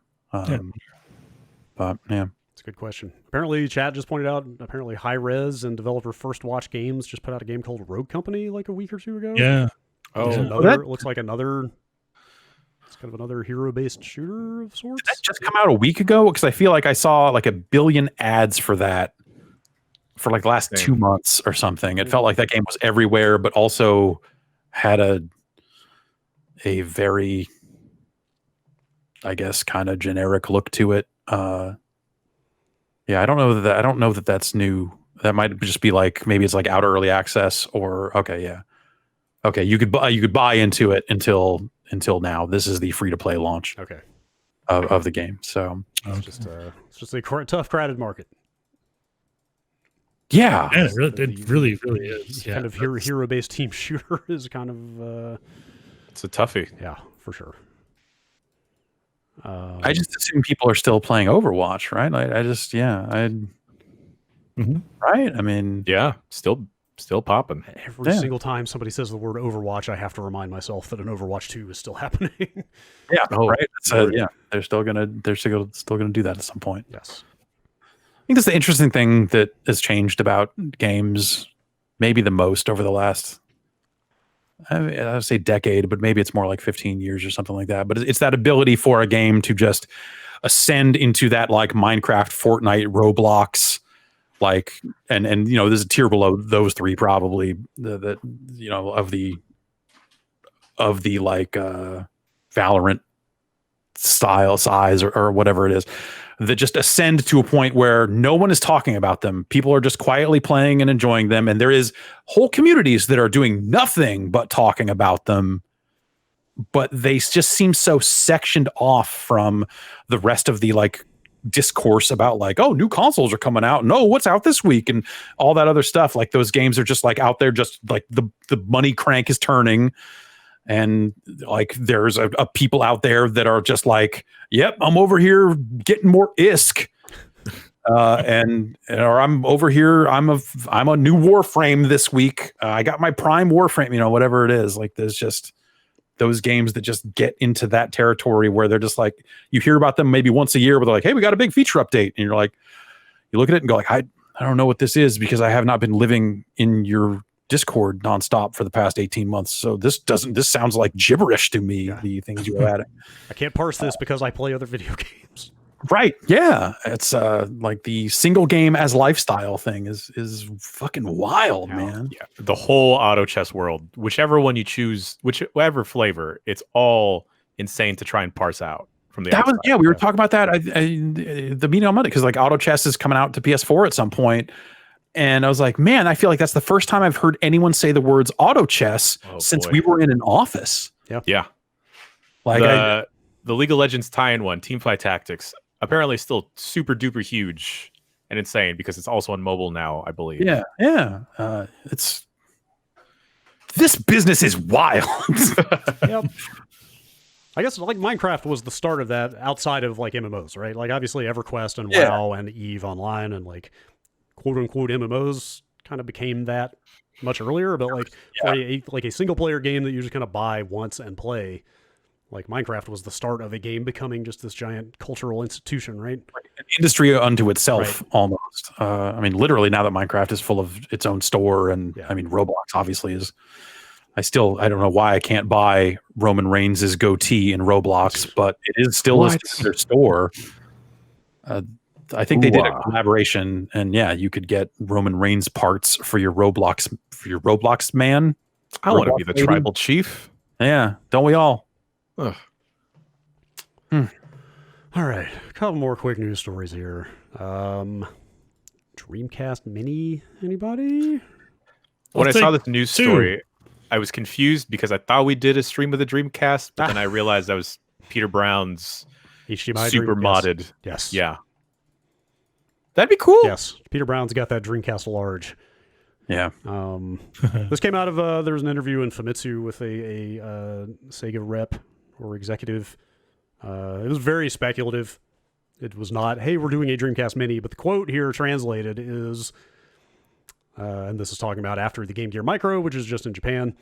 I think for the next one, we may go with a concept close to the Mega Drive Mini. If I have to say some names, it could be an SG-1000 Mini or a Dreamcast Mini. Like, I couldn't help but laugh at that because, like, who outside of a very specific segment of people even knows what the fucking SG-1000 is? No one wants an SG-1000 Mini. They should totally do that. That's pretty good. I don't know what that is. I would have said no one wants a Game Gear Mini, and it sounds like those are doing pretty well. So I don't know. Yeah. I mean, that thing is such a weird. That thing's such a weird little trinket because it's like not even really playable, right? The screen is so small. It's so tiny. Yeah. I don't know. I saw I think didn't Riccardi get all of them, and he was saying that it was still. Yeah. I thought he was saying that it was maybe so. Like readable, that the screen was still usable, but they also do. They have I think they do a magnifying. Anyway, possibly. When did the SG-1000 come out? That was pre-Master System, right? Pre-Master System, yeah. The Master System, what I believe is compatible with, or the Master System was the Mark III, and then the SG-1000 came out before that, and it's rough stuff. It's like MSX level of quality, I guess I would say. Maybe even sub that. Did they re-release some SG-1000 games on Master System? Like maybe touched up a little bit, or did I get that? Probably. Yeah, that sounds. I'm sure that there are some of those. Yes, especially some of the arcade games that would have been ported multiple times and stuff. They're probably. I mean, I could look. You want to just pull up a list of all the SG-1000 games? Yeah, sure. Let me open this directory. None of them. Is there a Sonic? No, no. That was way pre-Sonic. I don't think there's even like an Alex Kidd. Nope, this is pre-Alex Kidd. Wow. This is Bomb Jack, not Mighty Bomb Jack, the NES game you know and love, but like arcade ass original Bomb Jack. Congo Bongo came to the SG-1000. Ooh. Elevator Action got a port. Hey. Everyone's favorite Sega arcade hit, Flicky. Flicky with a sticky. Hero, the Activision game. Hang On 2. Hypersports, which I believe is track and field over here. That Japanese Pitfall 2 that came out in arcades is on that thing, it looks like. Ninja Princess, which is that Sega Ninja Princess game. Wonder Boy. There you go. Wonder Boy came out on Master System as well. There's a game called Super Tank. Super Tank. Zaxxon came out on the on the SG-1000. Looks like Pitfall 2 and Cubert. Yeah. And Lode Runner. You've heard of those? That's all you need. Yeah. And there's a version of Golgo 13. It's a crazy, like you're shooting out train windows. It's that Golgo 13 game. It's not the NES game. It's not a top secret episode. Okay. All set. Isn't that what you do in the NES game though? Shoot out windows and stuff? There's more. These are windows on a train, though. I think the train's moving. So I can't speak to the authenticity of this list I'm looking at, but it says there's a game on here entitled Dragon Wang. Yeah, Dragon Wang. Hell yeah. Yeah. You run around and kick dudes. It's not even about dragons. It's like a martial arts thing. Well, then is it a 5-star Dragon Wang? Dragon Wang is okay. I think there's too much fall damage. I think Dragon Wang is one that you load up every time. You're like, what's out of the SG-1000? And you see the words Dragon Wang, and you click on that and go, yes, show me Dragon Wang. Oh boy. Oh man, what if they still named consoles like the SG-1000? I think that'd be cool. Sounds like a piece of military hardware. It's just some letters and a big fat number on it. I thought it was the camera at first. Yeah. Video games. Anyway, The Dreamcast Mini would be weird. I just, like, what's the hardware? What kind of hardware would you need to put in a tiny package to accurately run Dreamcast games? Is that cost effective? Yeah. I mean, I guess technically Android phones and shit are running Dreamcast games reasonably well, and even GameCube games in some cases. So, like the power is out there in a small, a lot more expensive than a Raspberry Pi, Right. Yeah. Well, I mean, some Raspberry Pis some Dreamcast games will run okay on a Pi 4. So you could get there, but I just wonder. Yeah, we'll see. I don't know. Maybe not your full game lineup, because that could potentially be 20 or 30 games, but like, what's a short list of must-have on a Dreamcast Mini? Jazz Wave Radio, Sonic Adventure, Choo Rocket. Maybe. Well, it depends on if it could do 4-player or not. Single player only. Choo Rocket. For tennis is a good. That's not bad. Crazy Taxi, maybe. Cosmic Smash.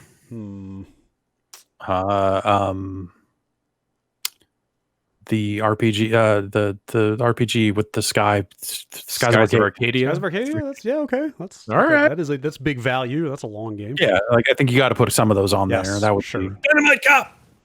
I want Dynamite Cop. Sure. I think people would want a power. I think the people. Yeah. If you're doing this for the people and not for me, I think the people would want Power Stone on there. I mean, at that point, I guess you just have to ask: does it have 4 controller ports, or how does it handle? I mean, I guess it's pretty easy to put 4 USB. Ports on the front of that thing at some point. Yeah, you sell it with one, you sell the rest separately, and whatever. Yeah, but you want Choo-Choo. Yeah, you would want 4-player Choo-Choo Rocket. You would need 4-player Choo-Choo Rocket. Definitely. Could you put PSO 1 on there and then put up some servers and make that thing get online? You could do a lot of things. You could. But do you have the will to do it, though? Bang.io. Put that on there. I mean, I don't know if it would be limited to first-party games. I guess it wouldn't have to be, but like Soul Calibur, right? Yep. Like if it's just kind of the greatest hits of the Dreamcast. Yeah. There's definitely enough Dreamcast games to pad out a Dreamcast Mini, right? Yeah. And then don't put VF3TB on it. They never did They never did a version of VF2 for Dreamcast, did they? No. Okay. That's a shame. Can you play Samba de Amigo without the maracas? Yes. You wouldn't want to. Yeah, it's not good. Do they sell USB maracas somewhere? There's probably a way to make that work. Okay. Someone has done the work. Yes. Yeah. Sure. Yes, no, that's a good point from chat. That they would just put the Genesis version of VF2 on there. They'd find a way, or like Virtua Fighter animation for Game Gear or something. Just Virtua Fighter Kids. Was that the actual name of a game? Virtua Fighter Animation. I believe that's the proper name of that. Great. Yeah. Great. Space Channel 5. Yeah. Okay. Right. Yeah. Of course. Of course. Shoot. Of course. Speaking you of, could put Rez on there. Yeah, you could technically.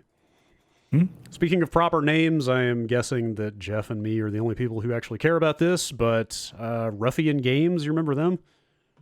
Sure. The makers of Crackdown 2? Those folks, yes. They are now Rockstar Dundee. Yep. They have been picked up. They've been picked up by Rockstar and integrated into that whole thing.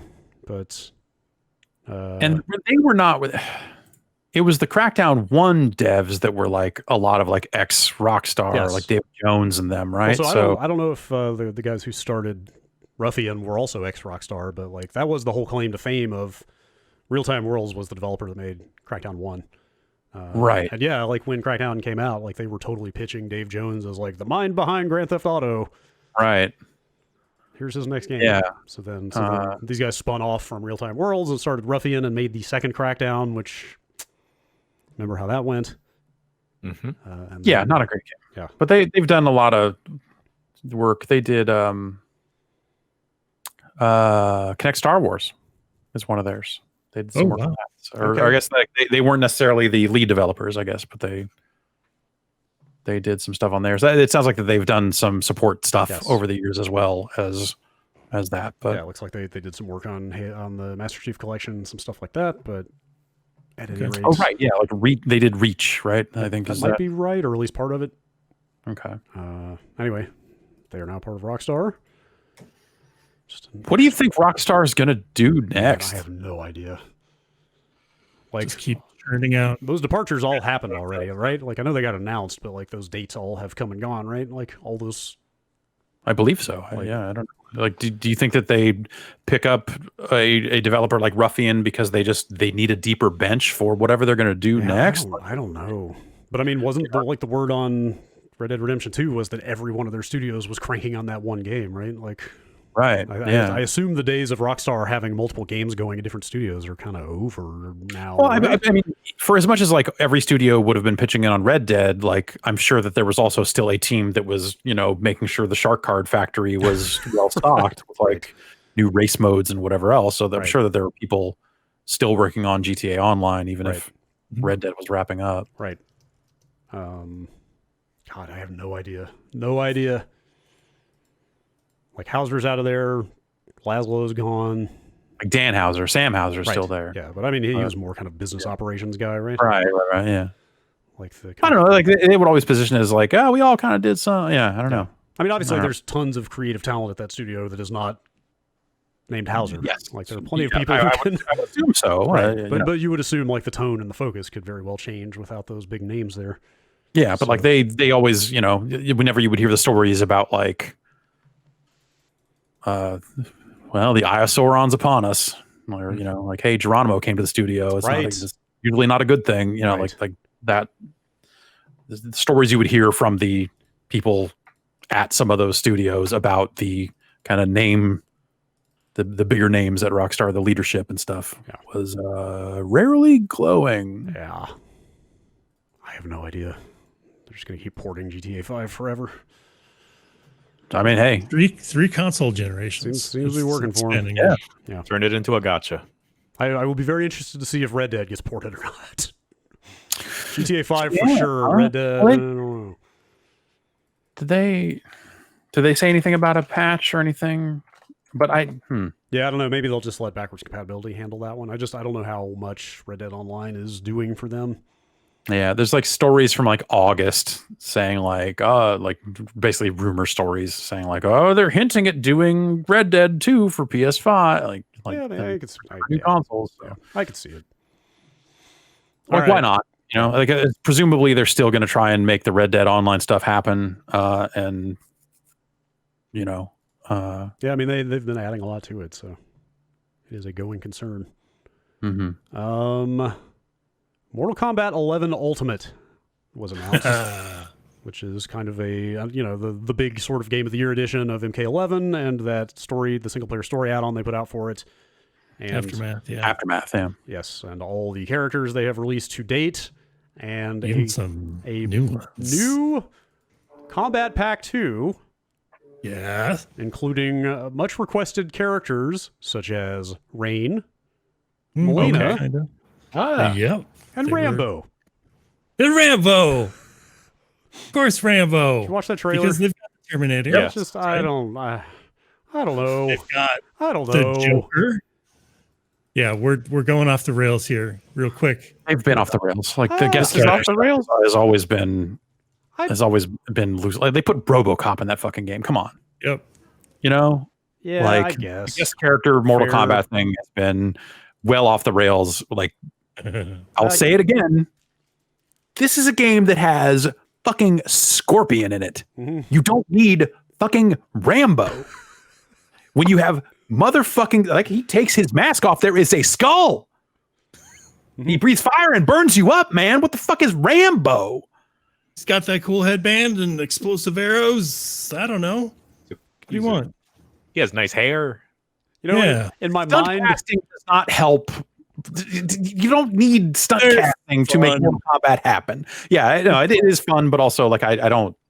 They're done, man. In my mind, I was sitting here thinking like, Terminator, RoboCop, like that fits this milieu well enough, right? But then I went to, and you can have this experience yourself right now at home.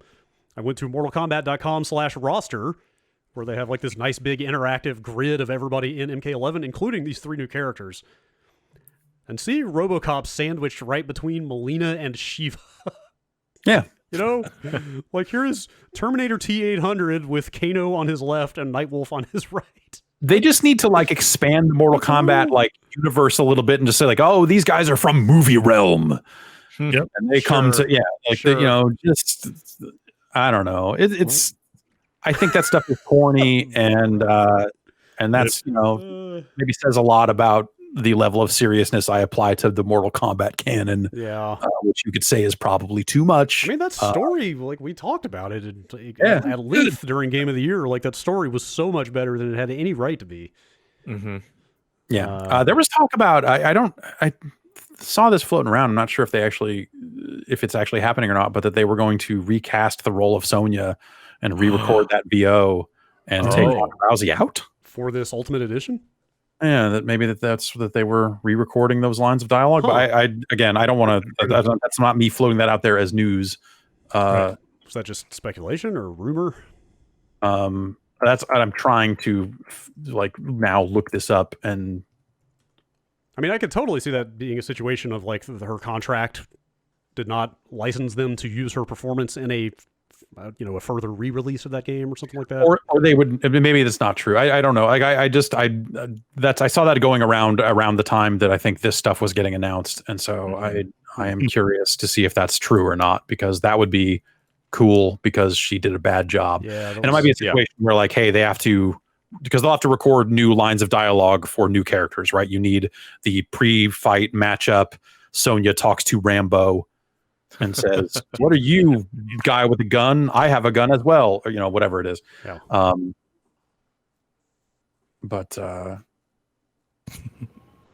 Yeah, it'd be nice if they redid all that. 17th, I think, right? Yeah, that's soon. That Ultimate Edition comes out.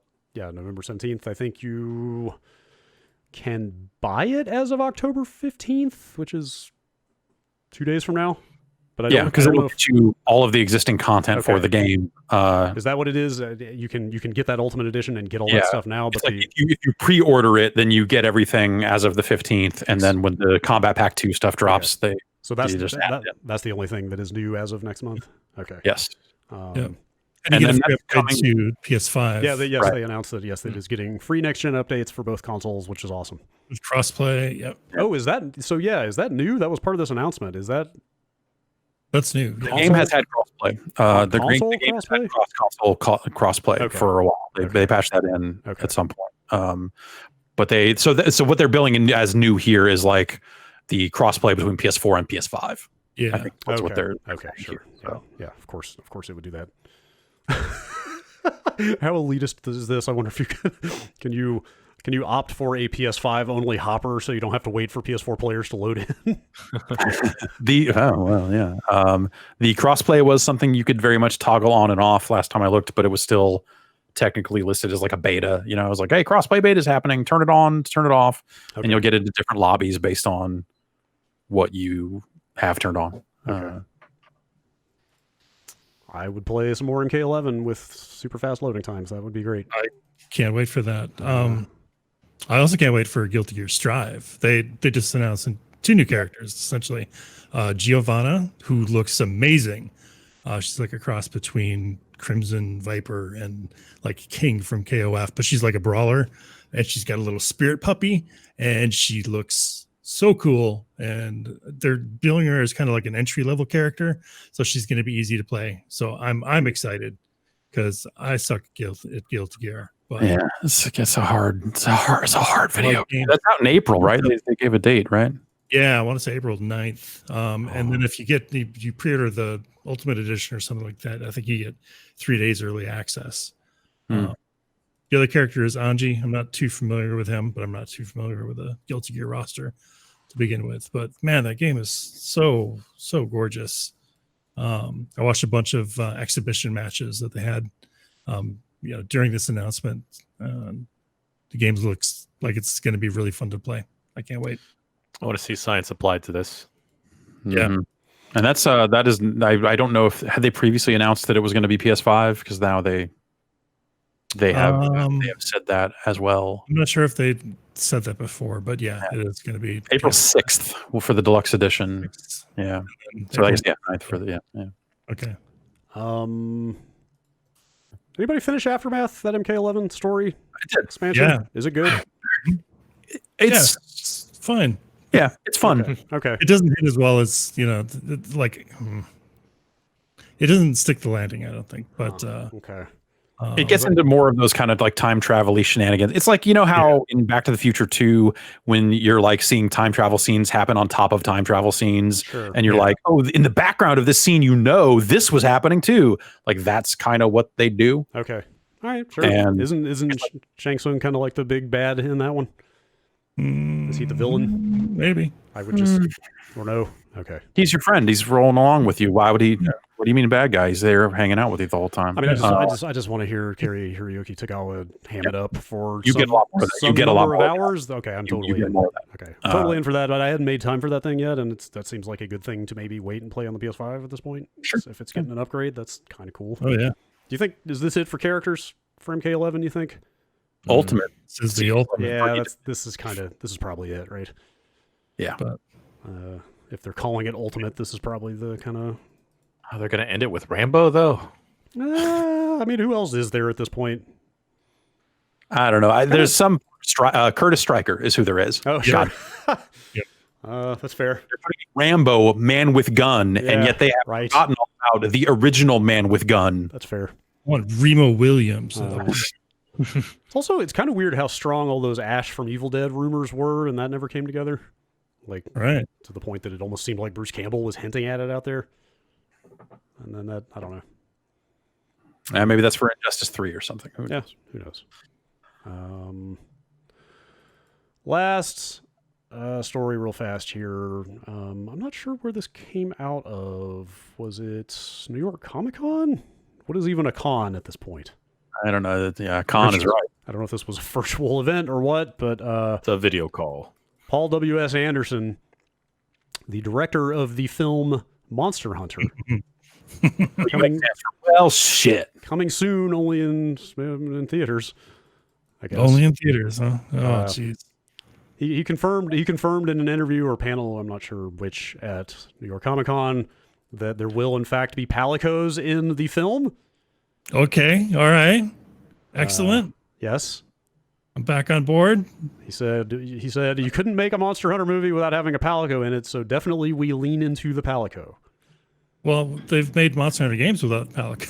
So, But I guess he's right. I would love to see a Palico pal in my Monster Hunter movie. I got more for you. Oh, really? Here's another quote, again, from the director of this major motion picture. Yes.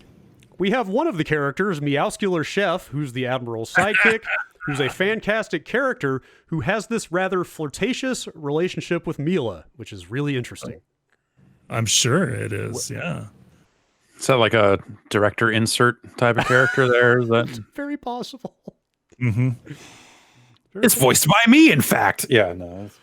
Meowscular Chef. Meowscular Chef is the love interest in the Monster Hunter film, which is. Oh, okay. I didn't think it was possible for we as a society to receive good things anymore, but apparently I was wrong.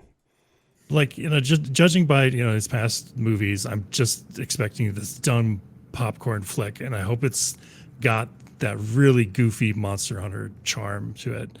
And them adding palicos and Meowscular Chef is a step in the right direction, maybe. So did I read that he is like an actual fan of the series? Like he's been playing the games for a while. I think I saw that. Sounds like something that would definitely be in a PR bio. Fair. Like, Sure. Monster Hunter. Fair. Oh yeah, I love Monster Hunter. Of course, the palicos. We're gonna lean into the palicos. Yeah, that's fair.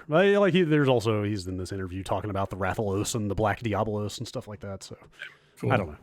Maybe he's a fan, maybe not. But that all sounds pretty dumb. Yep. In a way that I can get behind. Yeah. So, all right, that is the news as I see it this week. Mm-hmm. Let's hop into one more quick break here, and then we'll hop back with some emails. See you in a minute.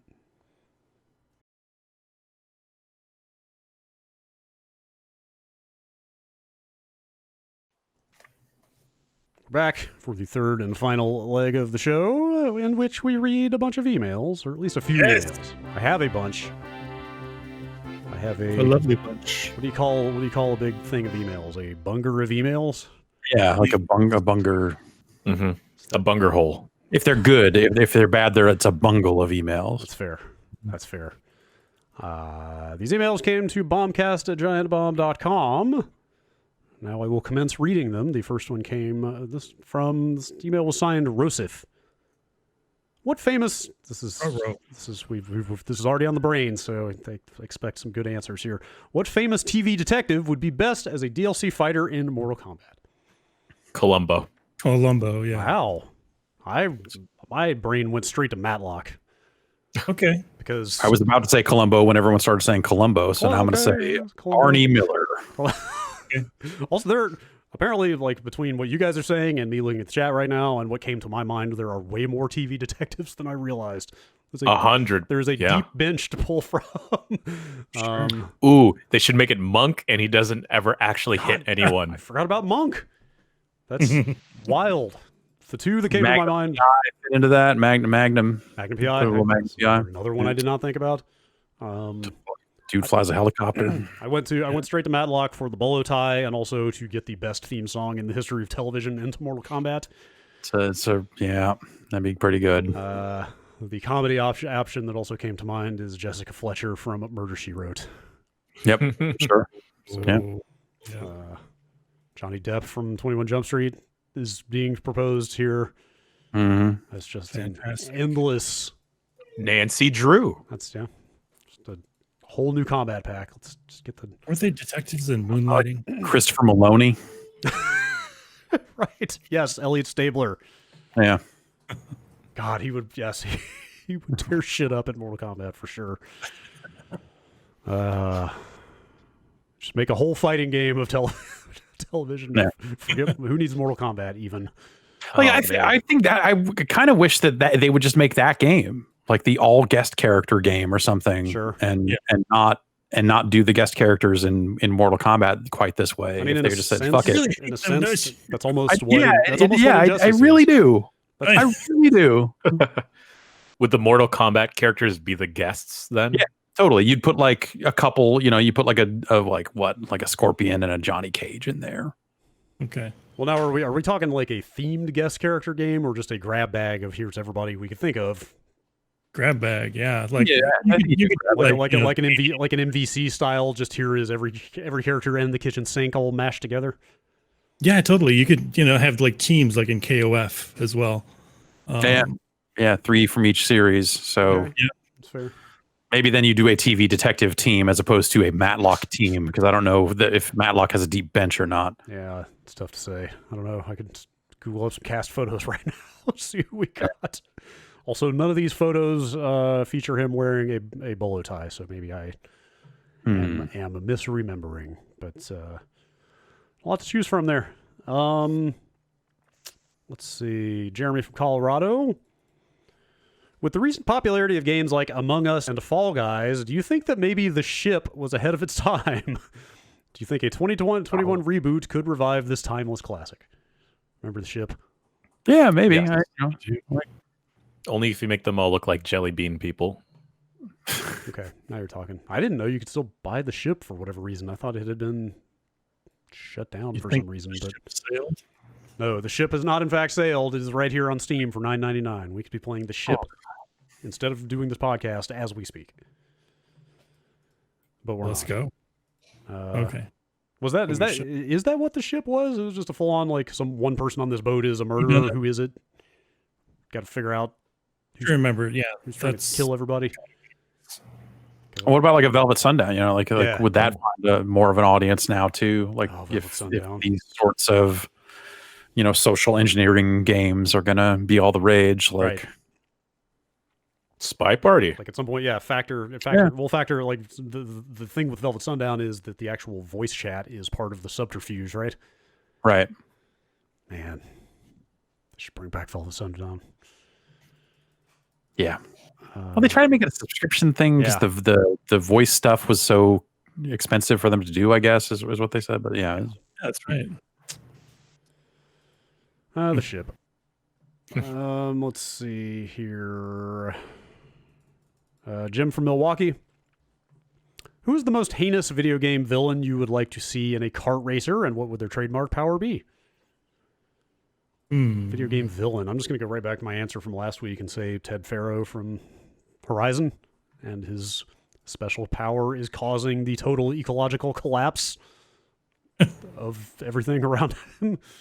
Is that just like the whole kart racing track? Just everything turns to like all the grass dies and a bunch of god awful military robots show up and eat everybody. Kefka from Final Fantasy VI. Okay.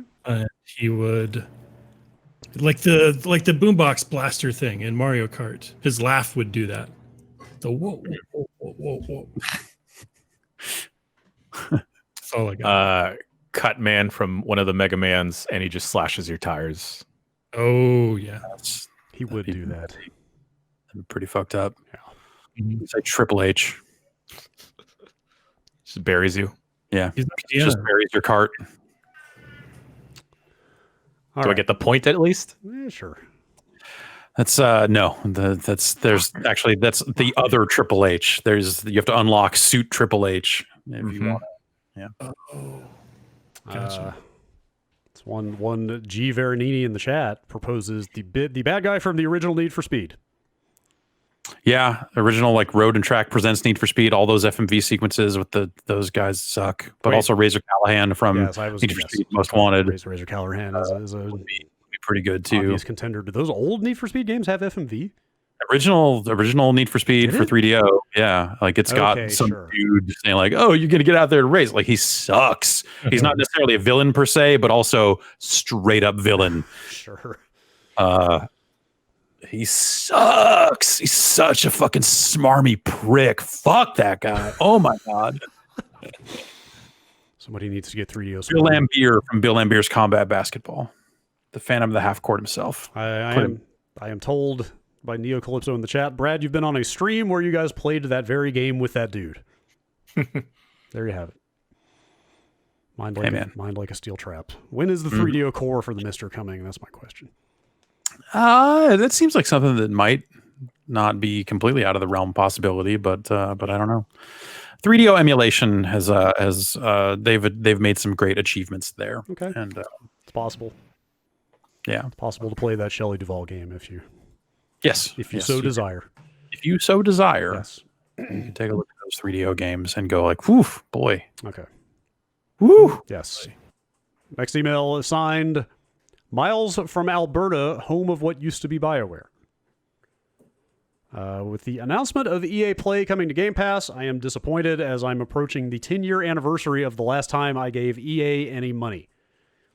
It's a moot point for me as I've already prepaid for 2 years of Game Pass, but I am wondering if you have any general insight into how deals for Game Pass games are made. When I play Outer Wilds on Game Pass, does Mobius get a cut of my subscription, or did Mobius just get a fixed payout when they launched on Game Pass? How much of my $120 of Canadian funny money is Microsoft going to give to EA on my behalf? The money's already exchanged hands, right? I don't know. I don't actually know how. It could be a structured deal that's like there's some upfront money to make it happen, and you can almost envision it like you got like a downside guarantee where EA, we're going to give you X amount of dollars, and if the playtime goes above this number, we give you this. I don't actually know if they pay on usage. I would assume that there is some clause in those deals to pay on usage, but I would think that it's upfront and that there's very little paying for usage because that's not necessarily in their best interest. Sure. I feel like we don't have a lot of specific insight into this stuff, but I feel like we've heard that PlayStation Plus games are per launch monetized per download. Well, that's why you don't just get them all. Like I think the games with gold stuff was the same way. Right. It's just like for every one of these that get like activated and added to a library, but you'll get X. Yeah, but for a flat rate subscription service, I'm not sure that we know for sure. Right.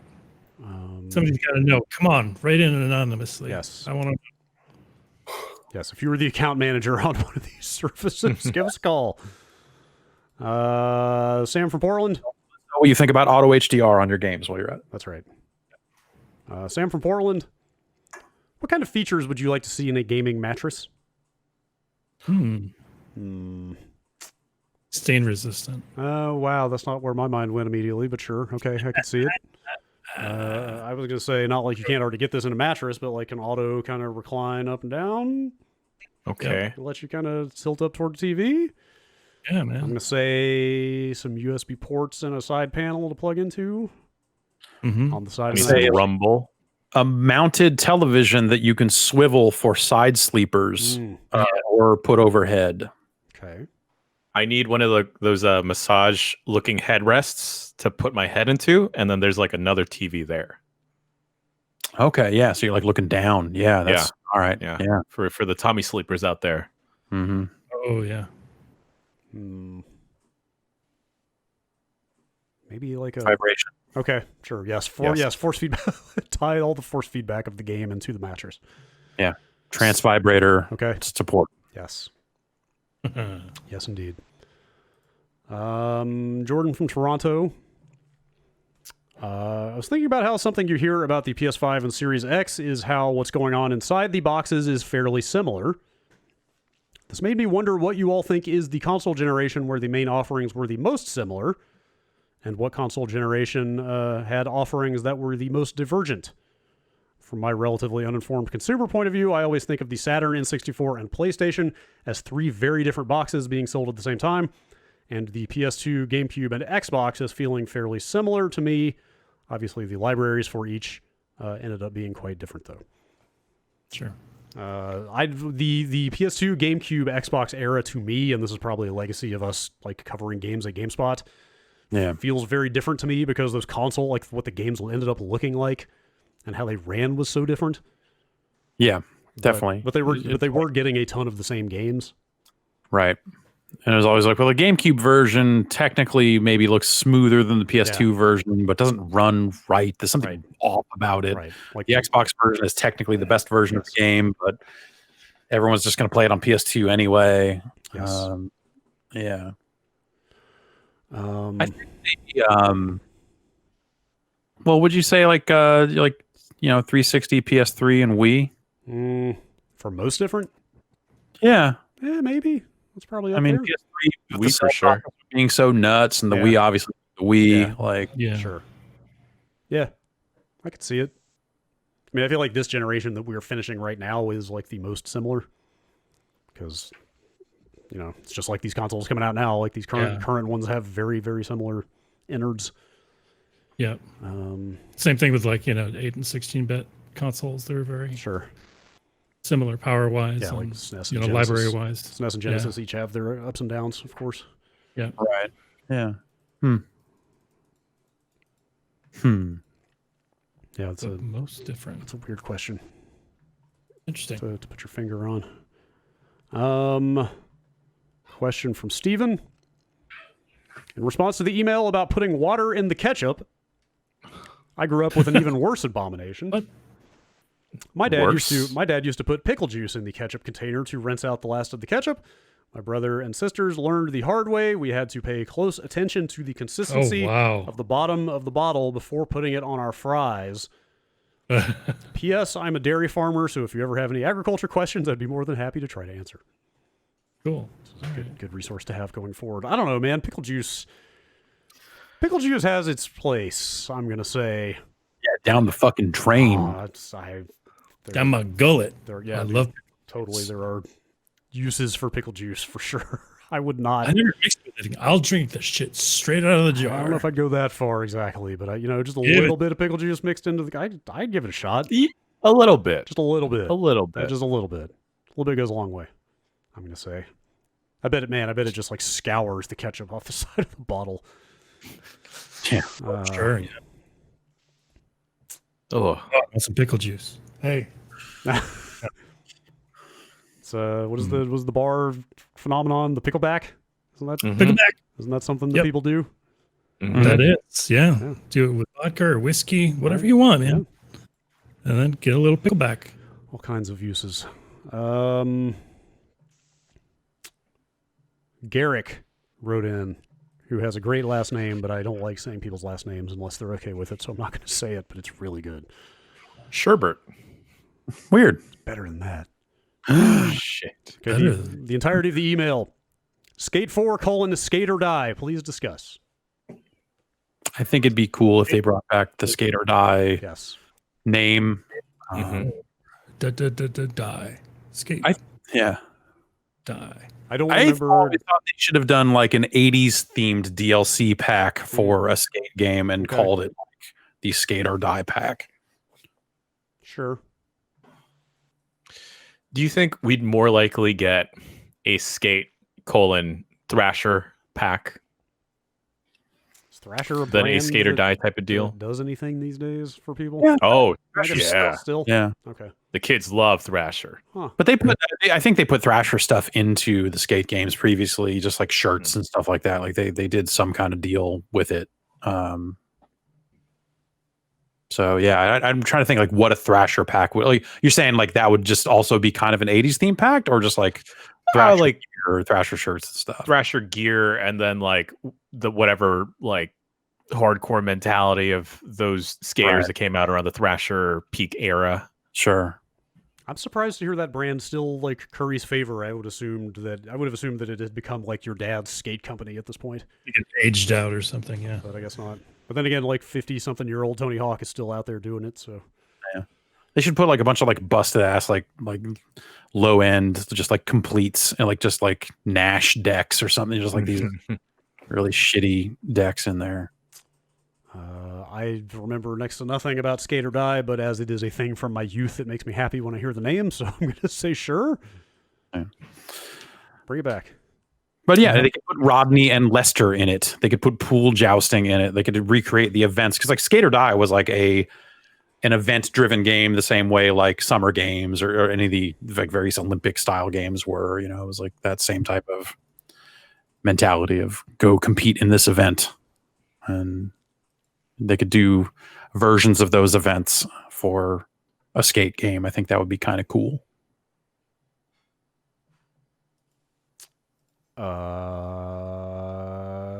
Chris in Minneapolis. I was grocery shopping this weekend and came across several variants of pumpkin spice cereal. He included a picture of pumpkin spice Cheerios and pumpkin spice frosted mini wheats. This got me thinking, what would be the best and worst cereals to get the pumpkin spice treatment? Best and worst pumpkin spice. I was gonna say Apple Jacks, but that might not be that bad. I bet pumpkin spice Cheerios aren't bad. Yeah. I just kind of don't like the pumpkin spice flavor that much. Like, it's not. The pumpkin spice flavor is like, but it's super cinnamony more than pumpkin. Right. That's exactly what I thought. Right. The pumpkin kind of takes a crunch backseat. CTC. I think it'd be good. It's already kind of there, you know. Yeah. That's true. Worst, maybe like a chocolate cereal. Yeah, that doesn't sound great. Yeah, I would say a fruity Pebbles. Fruity Pebbles. Like Fruity Pebbles. That'd be fucked up. Are there any other seasonal flavors on the level of a pumpkin spice? Like I'm trying to think. There's nothing else throughout the year that peppermint is this during dominant, right? The winter holiday season. Yeah, I feel like even that is just kind of, candy canes and stuff. Sure. Right. Shamrock shakes, but that's also mint.